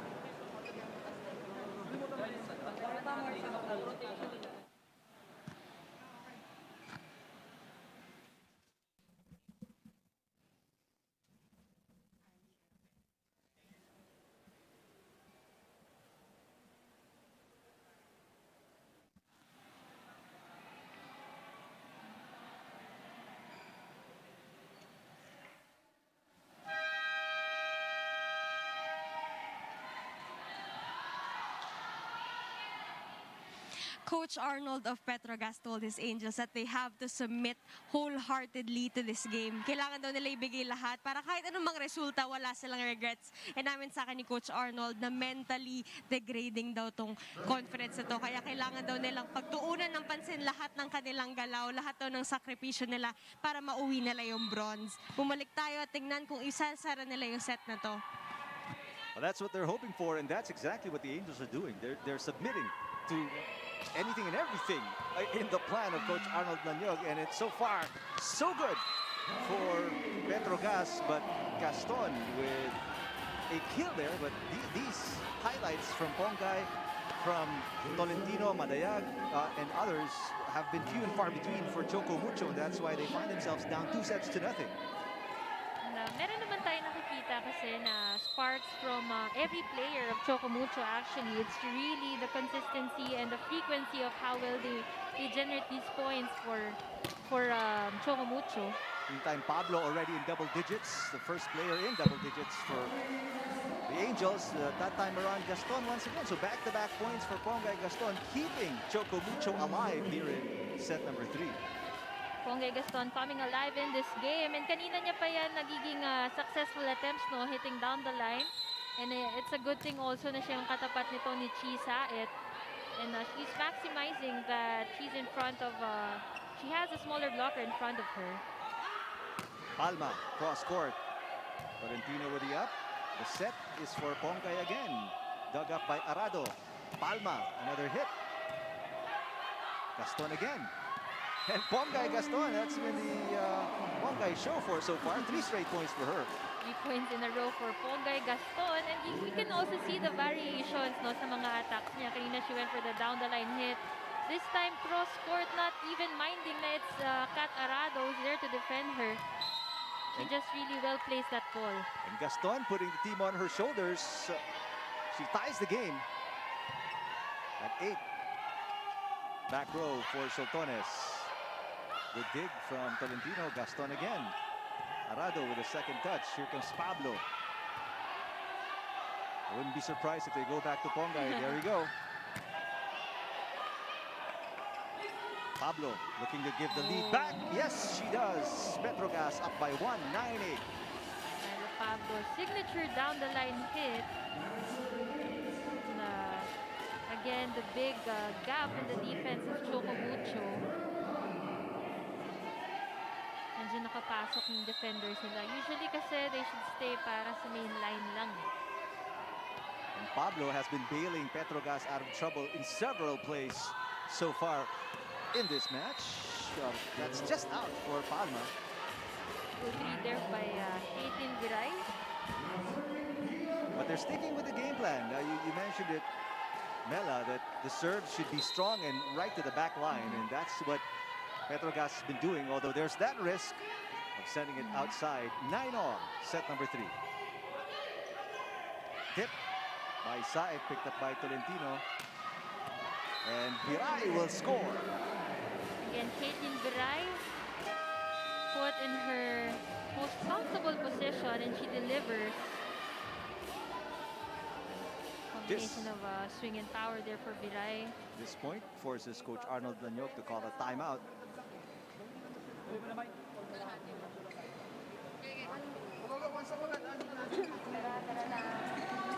Challenge natin. Lumahan sa track, ano gagawin natin? Hindi naman galing sobrang likod mo. Hindi naman galing sobrang.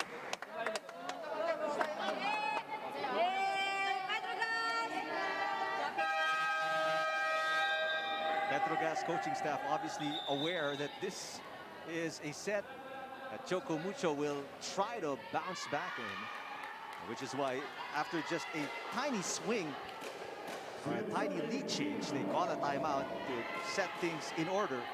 Let's see if the players respond. 18 excellent sets. You really can sleep on Choco Mucho. I mean, at one point of this tournament, sila yung number 1. And they really give good matches all the time. So, you really have to be mindful din sa igagalang. You really can stay complacent when you're going up against such a strong team as Choco Mucho. And you can see the frustration on the face of Pablo after that error. That's not a good response to your timeout. So a 2-point lead for Choco Mucho here. They held a 2-point lead in set number 2, but they lost it. Let's see if they can respond positively, but a free point given up by Dina Wong there. So still not the kind of consistency and tenacity, and, you know, for Choco Mucho that I'm sure the fans are looking for. Wong chasing after it. There's a block on Viray as Petro Gazz quickly ties the game up. Jimenez has really mastered her block, especially when it's the usual sets lang, no? Her anticipation and yung pagpasok niya nung kamay niya. She's on not the other side of the court. the conference's best blocker for nothing as Gaston with a misreceive. And just like that, 3 straight points for Petro Gazz, and they retake the lead.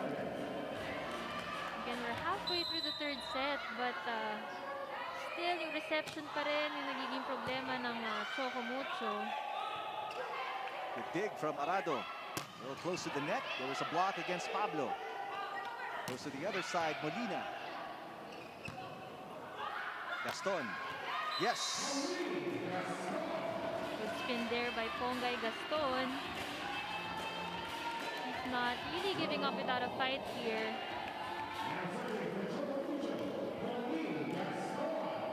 Gaston will rotate to the back row now. She's getting ready to serve 12 all.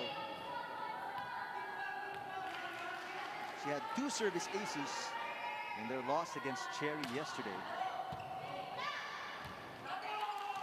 Rare misreceive and a throwaway from Arado. Rare error also from Kat Arado on those kinds of easy plays. And Captain Chisae trying to huddle the team. Because they've been giving the points to Choco Mucho also. As we take a look at the points generated by Pauline Gaston. Ponggay with already 9 points, up from 8 attacks and a block. Much better from her performance yesterday with 6 points. Pablo ties the game at 13.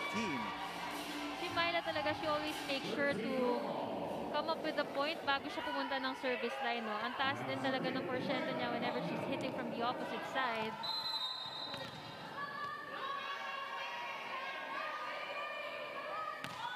All. Set number 3. Choco Mucho down 2-0. There's a block on Biray. Sontones gets the point there. That was actually a better pass for Choco Mucho. But Sontones reading Caitlin Biray well. Halos hindi na nakahabol si Meneses doon. But Sontones was enough for that block. As we take a look at the numbers of Myla Pablo also. 19 points already in this game. And Meneses, I'm sure, is not far behind. Excellent performance from Meneses as well in terms of blocking and her anticipation at the net. 2-point lead now for Petro Gazz.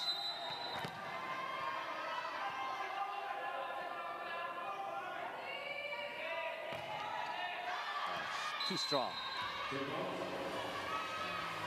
It's cut to just 1. And, it's a closer set that we're seeing here between Choco Mucho and Petro Gazz. But if you don't look at the score, Mela, you just look at the body language of both teams. It seems like, feels to me like Petro Gazz, they're playing like they have a 10-point lead right now. That's right. With their confidence. There's Meneses scoring again and takes us to our second technical timeout. And with a 2-point lead as well. 16-14. Angels over the Flying Titans, set number 3.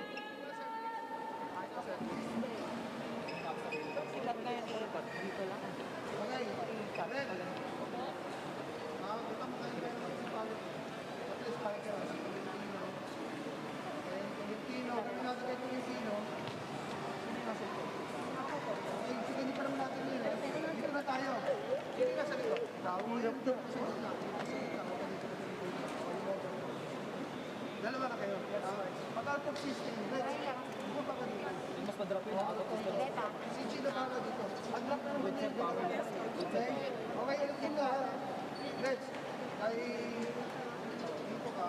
Mag-alay. Kaya, kunyari, nagawa naman kayo. Ito kailangan bumaba dito ha. Si Sesto. Dito tayo mag-shot.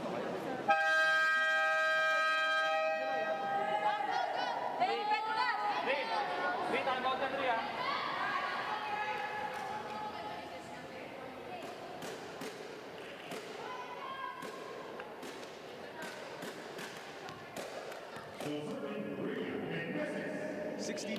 Petro Gazz over Choco Mucho, and it seems every set seems like a replay of the previous set, Mela, because this is the time that Petro Gazz actually pulls away. But let's see if Choco Mucho has it in them to bounce back here. There's an error called against Dina Wong. Mag-mid-set na, doon na talaga nagpupull away yung Petro Gazz. And Eric, you mentioned about the body language, no? Na natin talaga how tired Choco Mucho looks in this game. On the other hand, Petro Gazz naman talagang looking so focused, and they're really working on every aspect of the game. And they look fresh. Kumbaga, one at a time talaga nila tinitake yung every movement nila on the court. They're quicker to the ball. It seems like they're always a step ahead. And now they've built quickly a 4-point advantage here. 2 straight points after the technical timeout. What a set here from Sai. Perfectly put for Sultanes. Who, by the way, on the other side, Dancel Dusaran is in the game for the first time, replacing Revilla. Malek is blocked. That ball is not coming back though, but good effort put up by the floor defense of Petro Gazz. They need the help of their magic bonus in this game actually, because it's been 3 sets and so far from the starters, no one really clicking consistently. Yan po kay Gaston though. In the earlier sets, it was Regina Rocha. So, nagkakaroon ng parang take turns eh. Pero yung tipo magsasabay sila, we have yet to see that kind of connection from the whole Choco Mucho. Error by Molina. Just pumping a little bit of confidence onto Choco Mucho. Let's see if this helps them enough to get them back in this set. I know they're not down by much, but like what we said, with the way they're playing and the body language, they're struggling here in set number 3, like they did in the first 2 sets, and that service error obviously not going to help. And it's completely a problem for them when they're building their momentum from Petro Gazz errors. Tapos sasabayan mo pa ng magandang laro ng Petro Gazz, and then timely pa yung mga errors ng Choco Mucho. It's really hard for their team to catch up here. There's a push from Tolentino.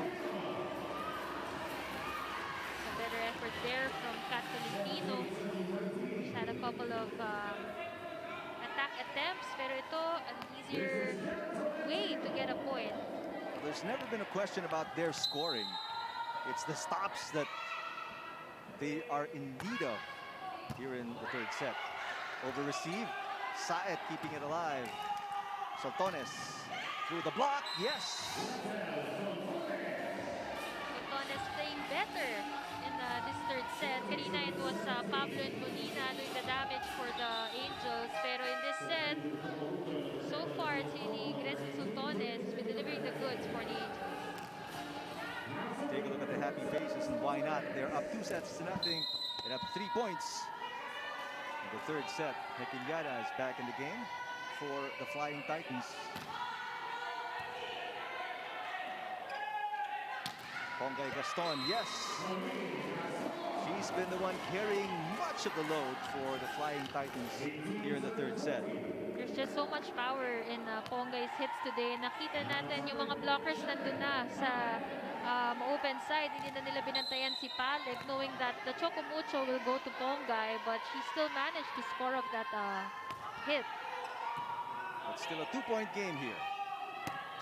With the left hand, Pablo. Pongay again. Back-to-back points for Gaston, and she makes it a 1-point game. Pongay really showing some heart, power, and might here in this game. Again, kanina niya pa inuulit yan. Pinapatama niya talaga dun sa smaller blocker, and it's been working well for her and Choco Mucho.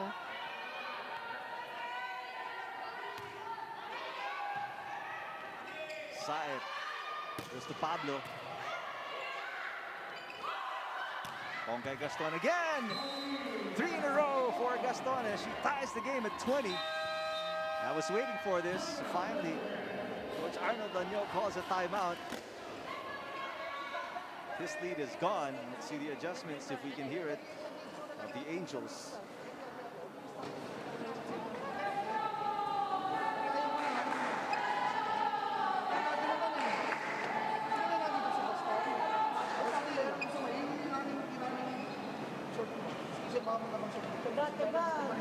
Pag medyo bumuka ng gusto mo, high o ihay mo na. Huwag kang mag-hesitate, cover tayo ha. Gretz, kung nag-cover yan, may tapos yung depensa nyo sa likod, yung depensa nyo yung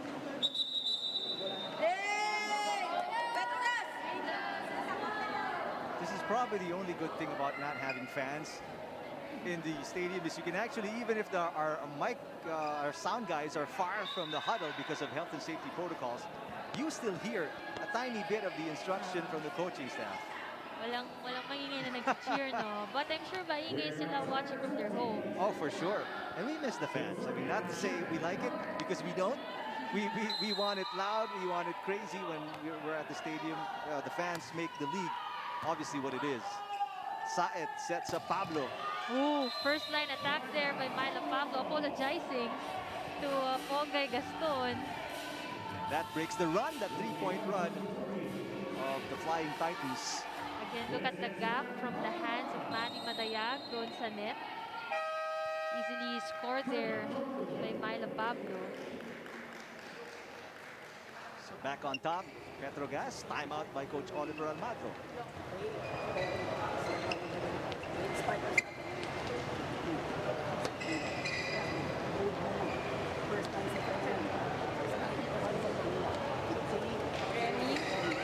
Ay, hindi siya serve.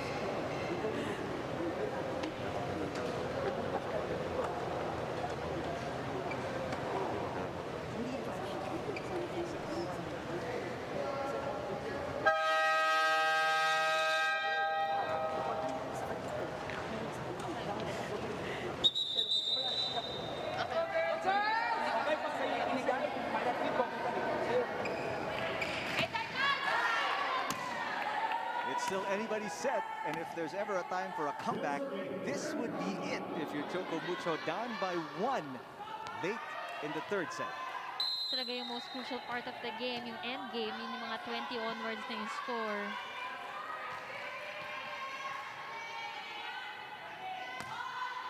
It's a good serve by Palma. All the way to the back, Madayag. Here's Pablo. Madayag again. Good coverage by both teams. Back row attack from Sotones. Madayag for the third time, and she scores. And Dina Wong also anticipating that since Pongay have been getting all of the sets and very high conversion, it's time for her to maximize one of their leading scorers again from their previous games. Choco Mucho needed that, not just just for the sake of tying the game, but for their confidence. Big pass there by Molina. Meneses. Revilla is back in the game. Gaston. Yes, Bongay Gaston. Where would Choco Mucho be without her in set number 3? So ito din yung kagandahan ng consecutive sets that Maddie got also before this rally, no? Kasi at least ngayon, alam na, kasi kanina wala na nagbablock ng middles eh. We saw na naka-automatic nandun na nagbablock yung blockers ng Petro Gazz sa open. So, at least now, nagkakaroon ng mas malaking clearance for Pongay Gaston.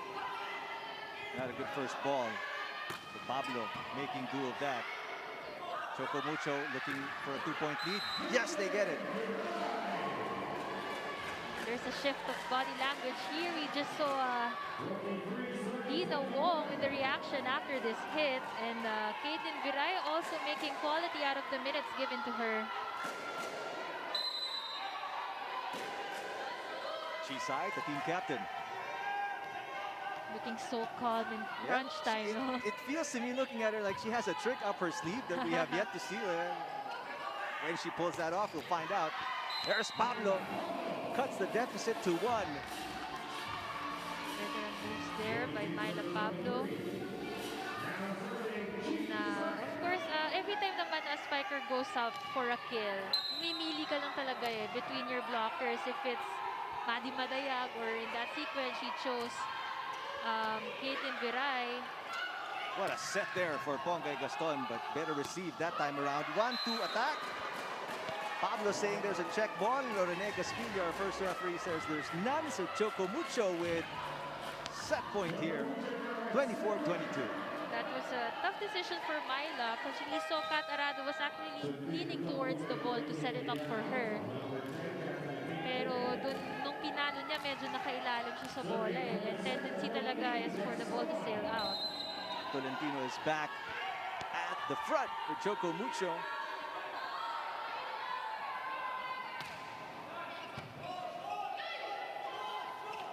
Molina. What a save there for Gaston. Here comes Tolentino. Yes! Gat Tolentino keeps Choco Mucho alive in this battle for third place as they steal set number 3 from Petro Gazz.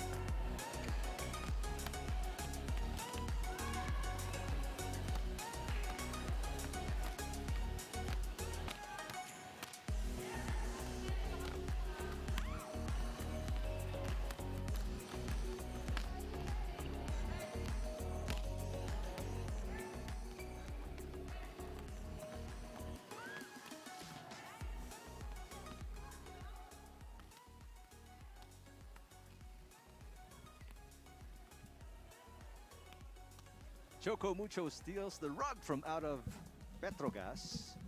Takes set number 3, 25-22, and towards the end, it could have been anyone's actually, Mela, right? I mean, it was so close. In fact, Petro Gazz had a 1-point lead, 21-20, late in that set. That's right. Well, they actually came from nowhere, no? Na parang bigla na lang naging organized yung system nila towards the end of the set. I mean, their defense worked better. Dina has been also going to different people. But I think we have to credit that set to Pongay Gaston. It was totally a Pongay set. And she scored streak of points for their team to at least gain momentum. And towards the end, siya pa rin talaga yung gumawa ng damage for their team. Got Tolentino fired up. Why not? They finally solved one set. The big question is, do they have it in them to tackle 2 more sets? As you take a look at our statistics brought to you by Ribisco. And this is the first time in this game na lalamang ang Choco Mucho sa atake, although yung blocks still came in, being the factor also for Petro Gazz. And then Choco Mucho also able to minimize their errors from 6 to 5 and then now 4 na lang. But this is the first set Choco Mucho had more attack points than Petro Gazz, which obviously is one of the big reasons why they stole that set away. And we say stole because, like what we mentioned, They were leading the whole set. they were leading. Petro Gazz was leading the whole set, and they led 21-20 towards the end of set number 3. Well, at least we could see na despite what's happening sa game, the rate that things are going, hindi nila binibitawan pa rin talaga yung laro. As we take a look at the scoreboard for each team, we have Myla Pablo with already 21 big points, Sultones with 11. On the other hand, si Gaston naman 13 points already for the Flying Titans, and Tolentino and Arocha with 6 points each. So obviously a lot to be desired from Tolentino, Madayag as well. There's a double contact called on Chisaet. So far, basing it on the stats, this is becoming a battle of the wing spikers, no? Pablo. Revilla saves it. Back row attack from Pongay. Cess Molina is blocked. And that's a point for Choco Mucho. Good anticipation there. And ito rin yung magugustuhan mo if you're a Flying Titans fan. Madzilla really working on her blocks. Caitlin Bray even. The combination for that double block against Molina. But we have to take note also na si Caitlin was previously a middle blocker. So when it comes to blocking, hindi rin siya magpapauli dyan. This is set for Kat Tolentino. Pushes the ball. Arado sends it to Pablo. Viray with the up. Tolentino again. One-handed dig for Arado. Here's a set for Molina. Didn't like it. Viray. Meneses with the up. Here comes Molina again. Blocked. Terrific defense. Maddie Madayag coming alive in this game.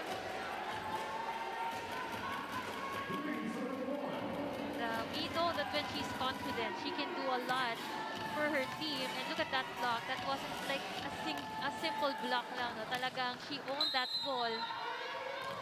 That was an emphatic block, courtesy of Maddie Madayag. And what a start here in the set number 3 for Choco Mucho. And not just points-wise, as Meneses throws that one away. But they look confident. And they're more diverse in their playmaking. And they're getting everybody involved. Madayag, Viray, Tolentino, they've all been attacking. Even Poncay Gaston from the back row. Mayan Mendres will change things up in the lineup of Petro Gazz. Mendres checking in the game. Choco Mucho has had a few quality minutes from their support players. So Petro Gazz Angels also looking to have the same. Unforced error for Poncay Gaston.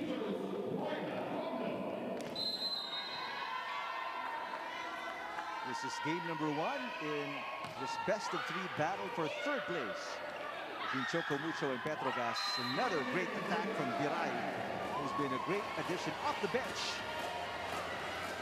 And Caitlin Viray doing a lot of damage in their last game, scoring 9 points. And in this game, still making the difference for the Choco Mucho Flying Titans.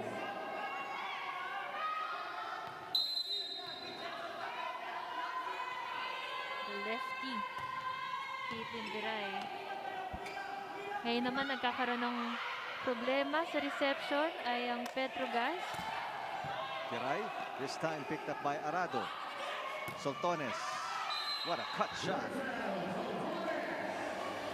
That was a fadeaway hit by Soltones. And being a beach volleyball player also in the past, they just know how to spin the ball dun sa opening on the other side.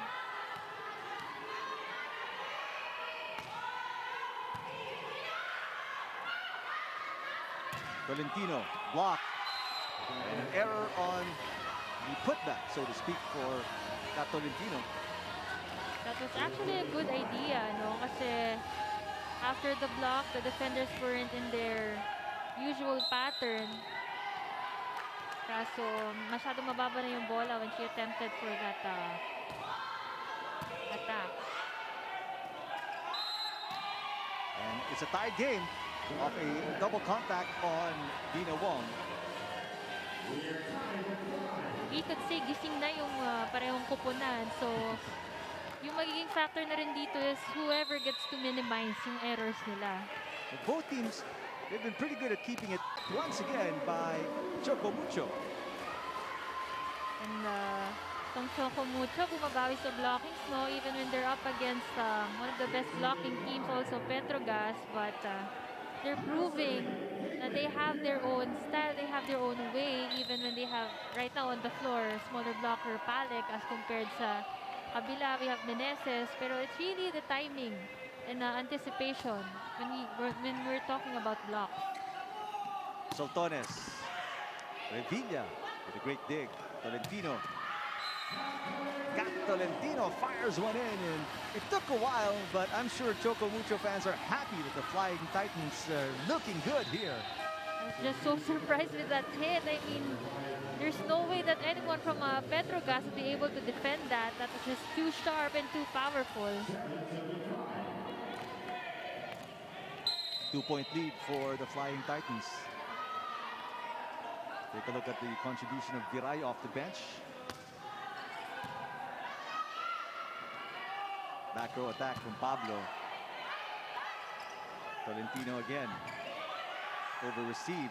Palek wins it. And Choco Mucho takes us to our first technical timeout. They're up by 3, 8-5 against Petro Gazz, set number 4.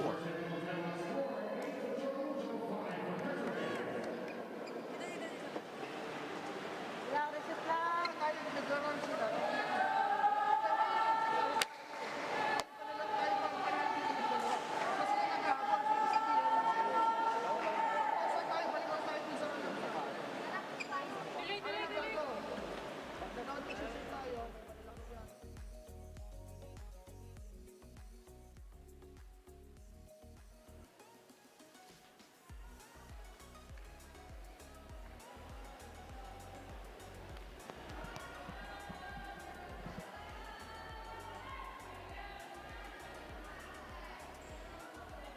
Nagbabalik ang nag-iisang Edward Landslide Folayang sa octagon para labanan ng rising Chinese martial artist na si Zhang Lipeng.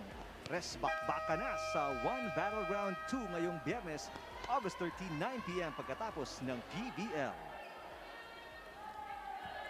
In case you just opened your TV sets, good day everybody. Eric Tufan along with Mela Tunay, and you're watching the best of 3 battle for third place between Choco Mucho and Petro Gazz. Both teams obviously lost in their semifinal matchup. Petro Gazz looked good in the first 2 sets. They were in control up until 21-20 in the third set when Choco Mucho turned things around. And now in the fourth set are up by 3 and looking pretty aggressive and pretty confident. And the one thing to note also, their defense have really improved from the previous sets, no? And yun din yung kagandahan kasi you have a lot of people to go to. You have Maddie Madayag and then Caitlin Viray also joining the scoreboard. Pongay Gaston has been on fire since that last set. And then now nakita natin Kat Tolentino also coming alive in this game. So it's really just the initial point of being able to defend. Kasi you have the materials naman to maximize. Tolentino, what a dig there from Arado. Soltones is blocked. Saed goes to the back row. Pablo scores. And Pablo finding the line. And she really had a high percentage with her pipe attacks. High contact on the ball. And even with the blocker, it's not enough for Maida. Molina's numbers, 8 points so far in the game.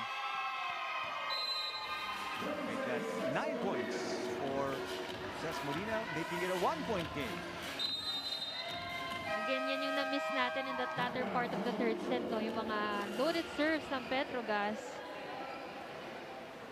Coach O calls a timeout.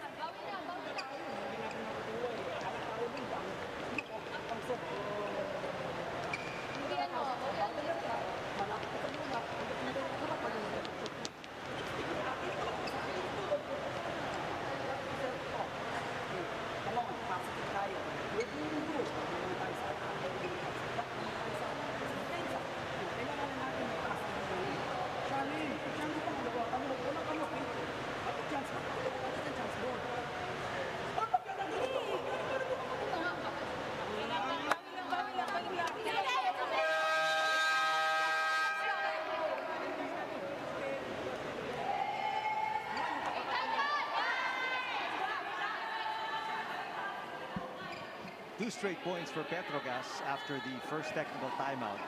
That's the reason for concern. Emotions are elevating in this game. As you know, Coach O, talagang a man full of feelings. That's right. Very passionate when he gives his instructions. 7 serving 8, chance to tie. Tolentino through the block, has other plans in mind. Makes it a 2-point lead once again for the Flying Titans. Lucky shot there by Kat Tolentino, getting some help from the tip of the net. Everything going well on the way of the Choco Mucho Flying Titans. And this is what we didn't see before from the Flying Titans, that ability to protect the lead, which is what they're doing right now. Ponggay Gaston, yes! Mga blockers ng Petro Gazz masyadong nakasiksik sa kanan because earlier in the game, he had a couple of points dun sa down the line. Nakita natin Demi Palma assisting Chisite on that block. Pero Ponggay just above, way above the blockers, finding that hole in the defense of Petro Gazz. Saet with the tip, Revilla with the up. Comes Gaston again. And Ponggay Gaston. Right now, Petro Gazz unable to solve the way she attacks. Again, the variations in the attacks of Ponggay. Again, using talaga yung hands ni Chisaet. And lagi ko sinasabi kasi hindi mo naman kailangan palitan if super effective for you.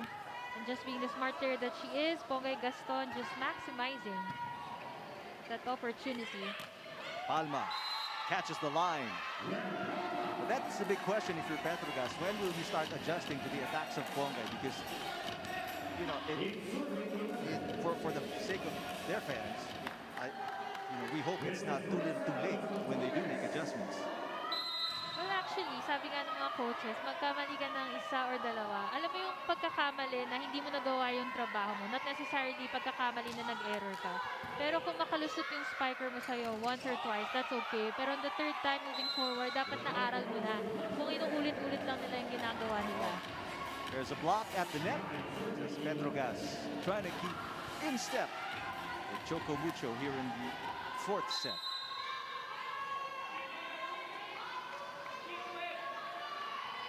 Block points in favor of Choco Mucho. No surprise as they are the better blocking team in the rankings. Ponggay is blocked.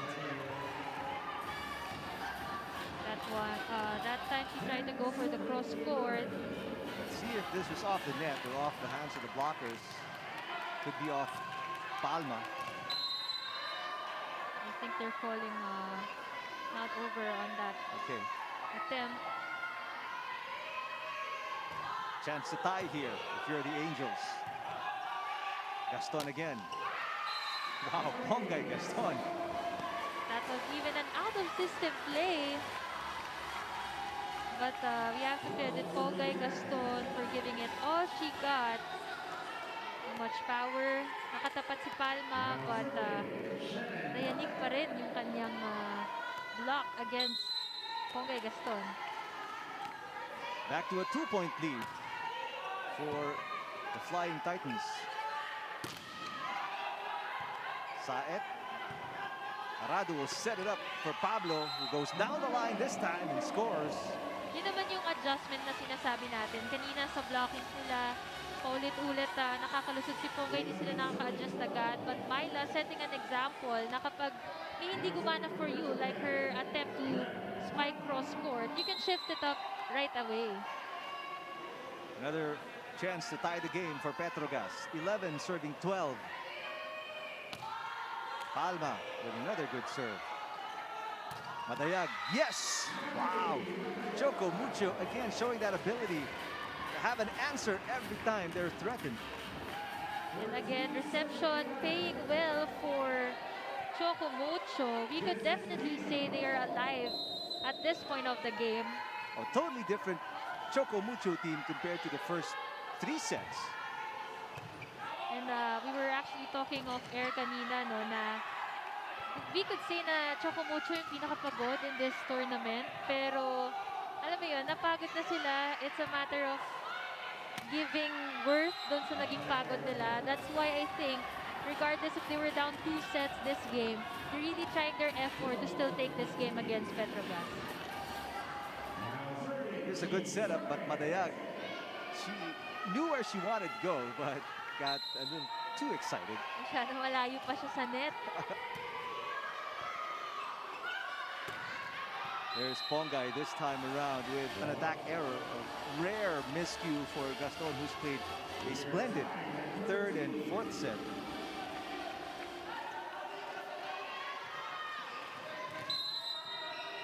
13 all.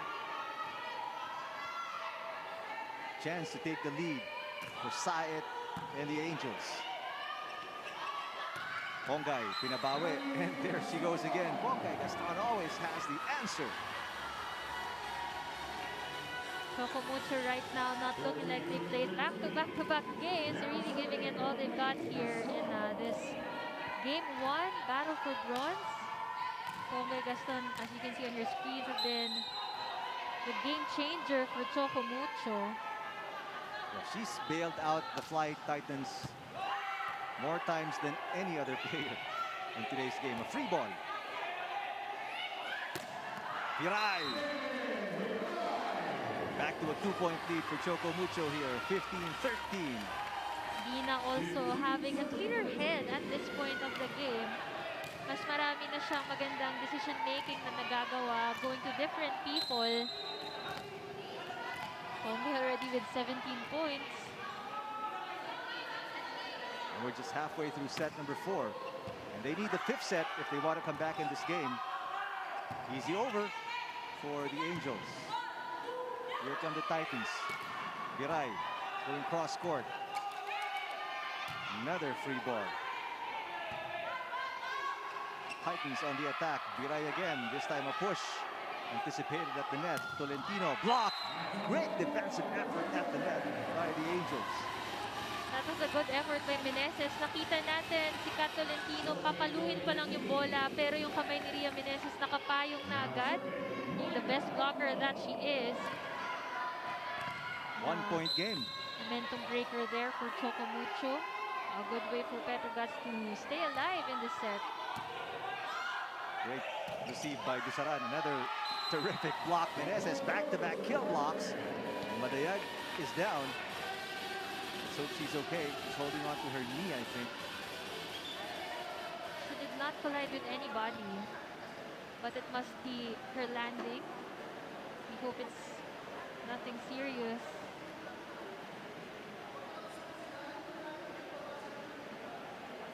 15 all. Set number 4. Madayag went up for an attack and she was blocked, but when she went down, she didn't come back up. Talking about Maddie, who's in obvious pain here. Hopefully she's okay. She's holding on to the back of her leg and whispering something to the trainer.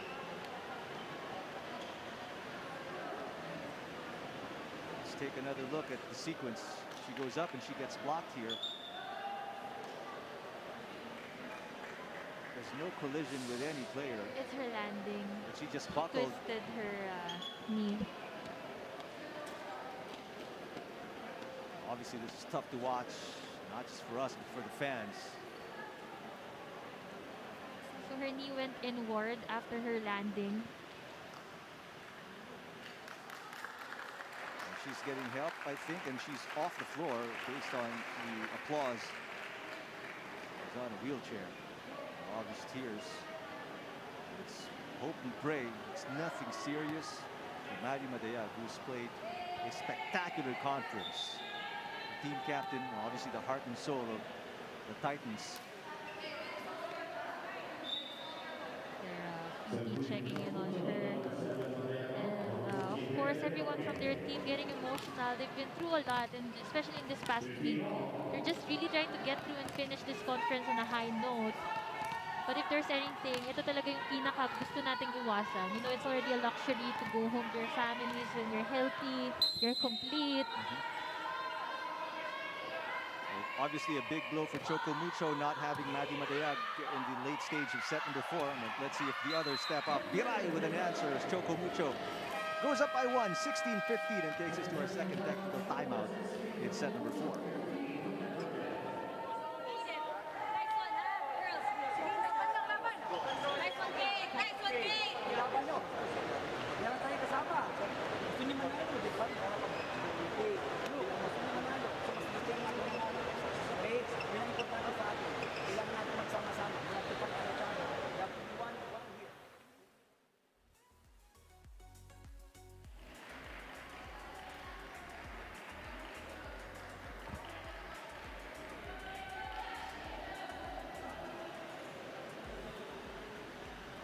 Nagbabalik ang nag-iisang Edward Landslide Fulayang sa octagon para lumaban ang labanan ng rising Chinese martial artist na si Zhang Lipeng. Rest bakbaka na sa One Battleground 2 ngayong Biyernes, August 13, 9 p.m. pagkatapos ng PVL. Back to the PCV Social Civic and Cultural Center in Bacaray, Ilocos Norte. In case you haven't caught up with us, Maddie Madayag fell awkwardly with her left knee. It buckled inward and she crumpled down in pain. She had to be brought out on a wheelchair. But again, hope and pray she's okay. It's nothing serious. Maybe hopefully just a strain. But she's out of the game for now. We have no word if she'll come back. But this is a crucial stage for Choco Mucho because they're down 2-1. And they are only holding to a slim 1-point lead.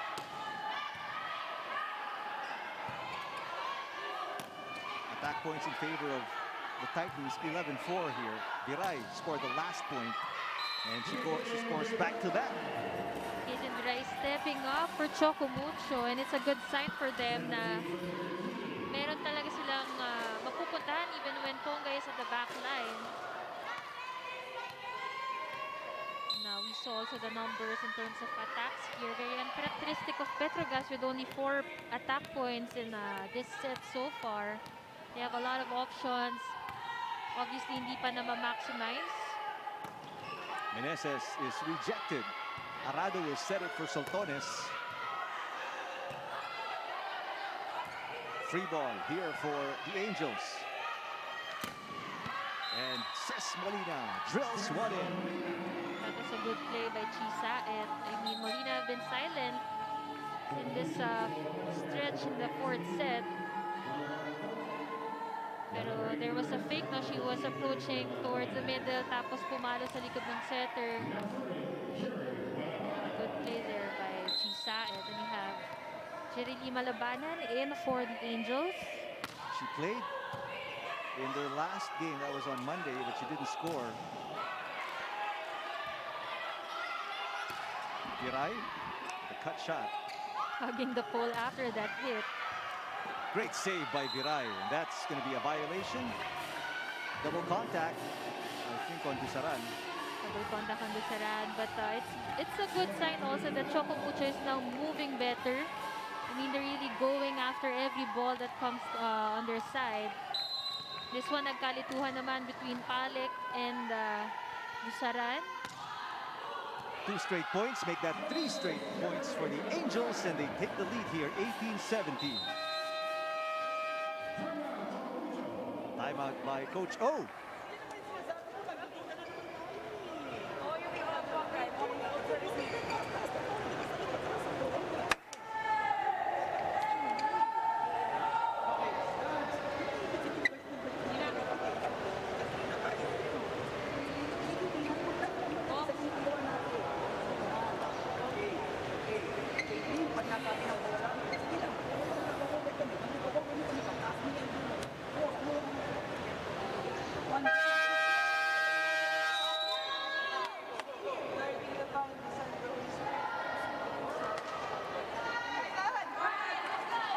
Coach Almadro obviously upset that they've allowed Petro Gazz to score 3 straight points, and they're now behind by 1 in a set they must win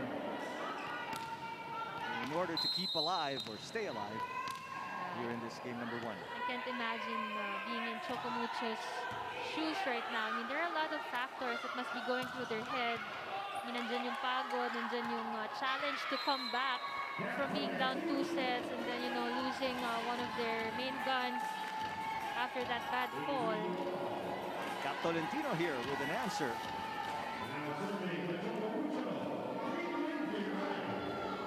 Placing it in just the right spot. Taking Dry on her screen. She's been doing so good in this game. She really stepped up in terms of scoring and defense, even in blocks. Saet with the up. Arado to Soltones. Wong back to Tolentino. That's a very high tip.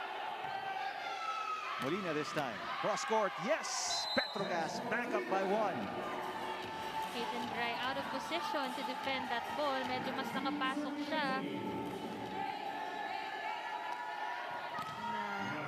Of course, Espolina going cross court because she would have been easily blocked by Catolentino if she went for the down the line. Seesaw battle late in set number 4. And both teams looking for a stop here.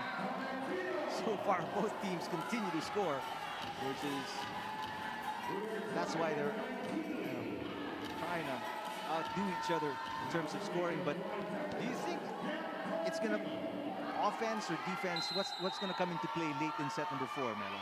Definitely both kasi nakita naman natin na kung sino nakaka-defend better, able to set up better. And looking at these teams, pareha naman kasi yung composition nila na talagang complete lineup. We have a couple of powerful attackers on both sides. So it's really gonna start with that defense. Both teams defending very well up until there. Communication there on the side of the Angels. Ang ganda ng pagkakaangat na yun ni Molina, and that was actually a tough ball to defend. Against Pongay Gaston, time and time again using Chisaet, using that angle down the line. We have Sir Specialist coming in for Choco Mucho. Both teams getting the kills they want. Let's see who can get the stops here. Service error from the service specialist. They're tied at 20. Error there by Kim Itiliana. And we have Seth Rodriguez also coming in for Remy Palma. First time for Seth Rodriguez, former UE Lady Red Warrior, checking into the game for the first time. Napansin din kasi natin, even when Remy is not committing errors, hindi rin niya kasi kumbaga nagagawa completely yung job niya to block. Ang dami niyang block touches that sailed out, mainly because nakasalo yung kanyang contact sa bola. Free ball. Pongay. Good check. Here comes Pablo. Off the block, and Petro Gazz goes up by 1. And if anything, for the Petro Gazz fans, if there's good news to celebrate at this point, it's Myla being in the front line at this final stretch of the 4th set. Let's see. She already made a difference there, putting Petro Gazz ahead. Let's go to Ai for this update. This set 4 because of an unfortunate mislanding. Team captain of the Choco Mucho Flying Titans, Maddie Madayag, had an unwanted fall and hurt her left knee. She's currently undergoing assessment by their own physical therapist, Bethel. Maddie will sit it out for the rest of the remaining time of the game for her recovery. Let's get back to the set between the crossovers and the Titans. Watch the left leg. That's what Ai is talking about. She buckled, went down totally, and was obviously in extreme pain.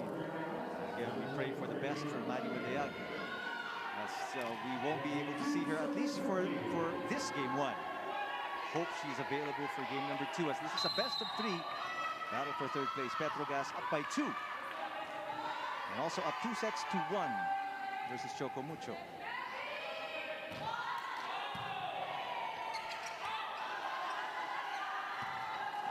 Almost a miscue there for the Angels. Palek is blocked. Good coverage by Dusaran. Pongay. Saet goes back to Pablo. He's blocked. Another chance for Pablo. Dusaran with the up. Gaston. Crazy coverage for both teams. Pablo. Yes!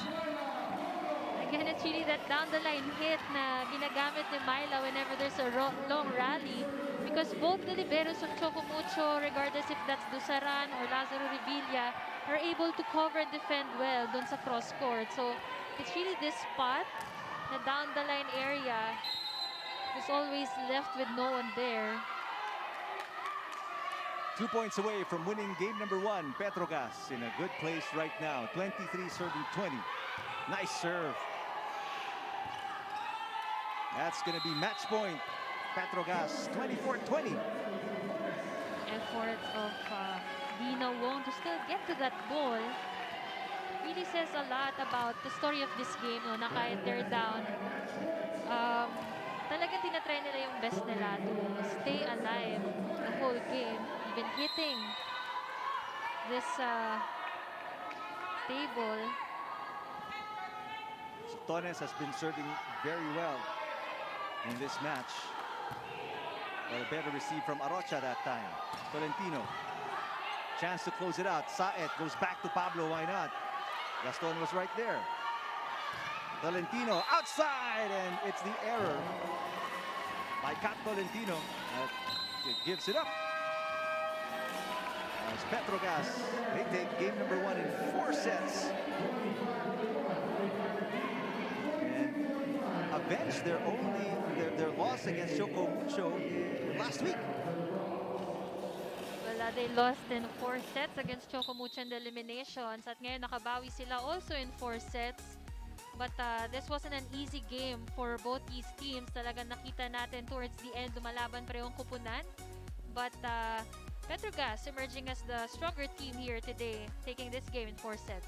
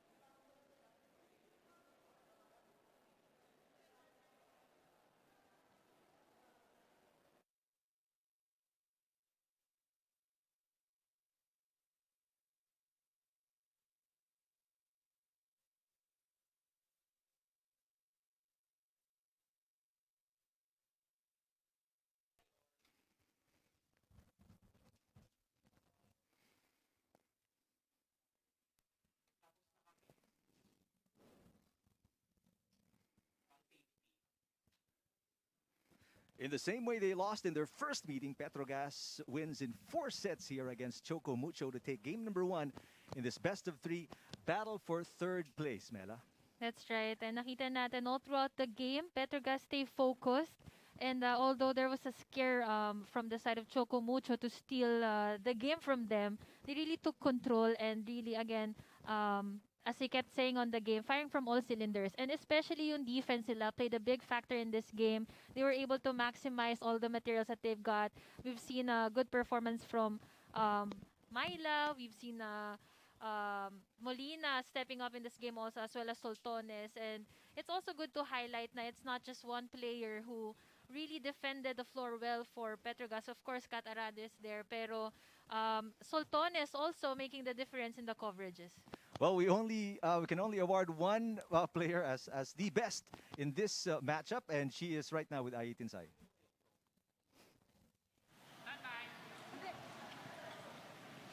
Here with me is player of the game for today's match. Myla, pinag-usapan nyo kaninang umaga habang nagme-meditate kayo na masarap iuwi ang bronze. So gaano kalaking factor ito na you are one step closer to it? Actually po, yun talaga yung namin, yung mindset namin sa loob ng court na i-enjoy lang namin yung bawat isa, bawat puntos. And then, ito na yung mga game 1 to game 2 na kailangan pukpok talaga para makuha namin yung bronze. Tama. And anong babaunin niyo for tomorrow's game? And sana po, I hope na ibigay namin yung best time sa game 2. Kung ano yung manilaro namin to game 1, sana may apply po namin for the next game po namin. Myla, may gusto ka bang batiin na mahal mo sa buhay? Ayun, binabati ko po pala yung family ko sa Tarlac, mama ko, mga pinsan ko, and then kay JJ Belleza sa US, ingat ka dyan. And then kay Ate PB, kay Karen, and then kay Ate Jillian Belleza, and then kay Ma'am Camille, kay Shen, and then kay Sir Anton, hello po, and then sa management ng Petro Gazz. Yes, congratulations again, Myla, and the rest of the Petro Gazz Angels. Expect a breathtaking matchup between the crossovers and the Cool Smashers in later's game. Totally bouncing back from her 3-point performance in that loss. against Creamline on Monday. She came up big today, Mela, and right from the start, she made her presence felt. That's right. And kanina yung unang atake niya pa lang, it was an emphatic kill for her. And you mentioned that that's gonna dictate the rest of her performance in the game. And she did not disappoint.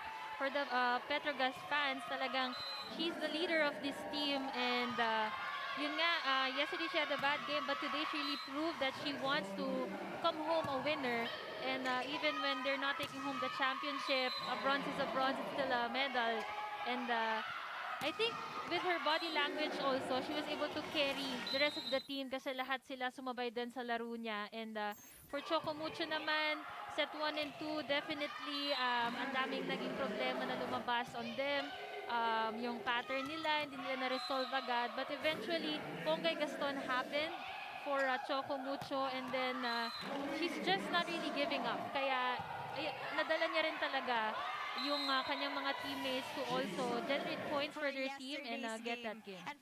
She had an excellent performance, especially in set number 3. But as you look at some of the highlights of set number 2, Petro Gazz was just quite in control of the first 2 sets. They were confident. They attacked from all angles. Molina, Pablo, Meneses, they were all part of the offense. But set number 3 was a totally different story as Viray and Ponggay Gaston were the main attackers of the Titans. They were in a good position late in the set, especially after coming back down 21-20 to win it.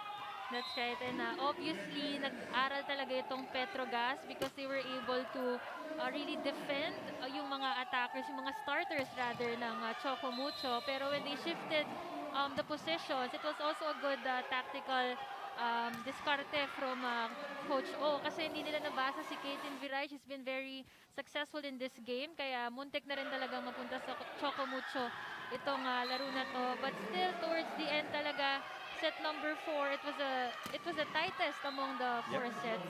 Pero yung leadership, yung pagiging veterano ng mga players ng Petro Gazz really just emerged in this set. Obviously, one of the key things here in the 4th set for Choco Mucho was not having Maddie Madayag in the end game because of a knee injury she suffered after she fell down coming off an attack. We hope again for the best for Maddie and she bounces back and plays in game number 2 of this best of 3 battle for 3rd place. But coming up, we have finals game number 1. It is the Creamline Cool Smashers taking on the Cherry Tigo Crossovers. Thanks to our director, Raul de Ocampo, executive producer, Madu Neri. For Melatuna, I am Eric Tipan. Thanks for watching, but we have more ahead.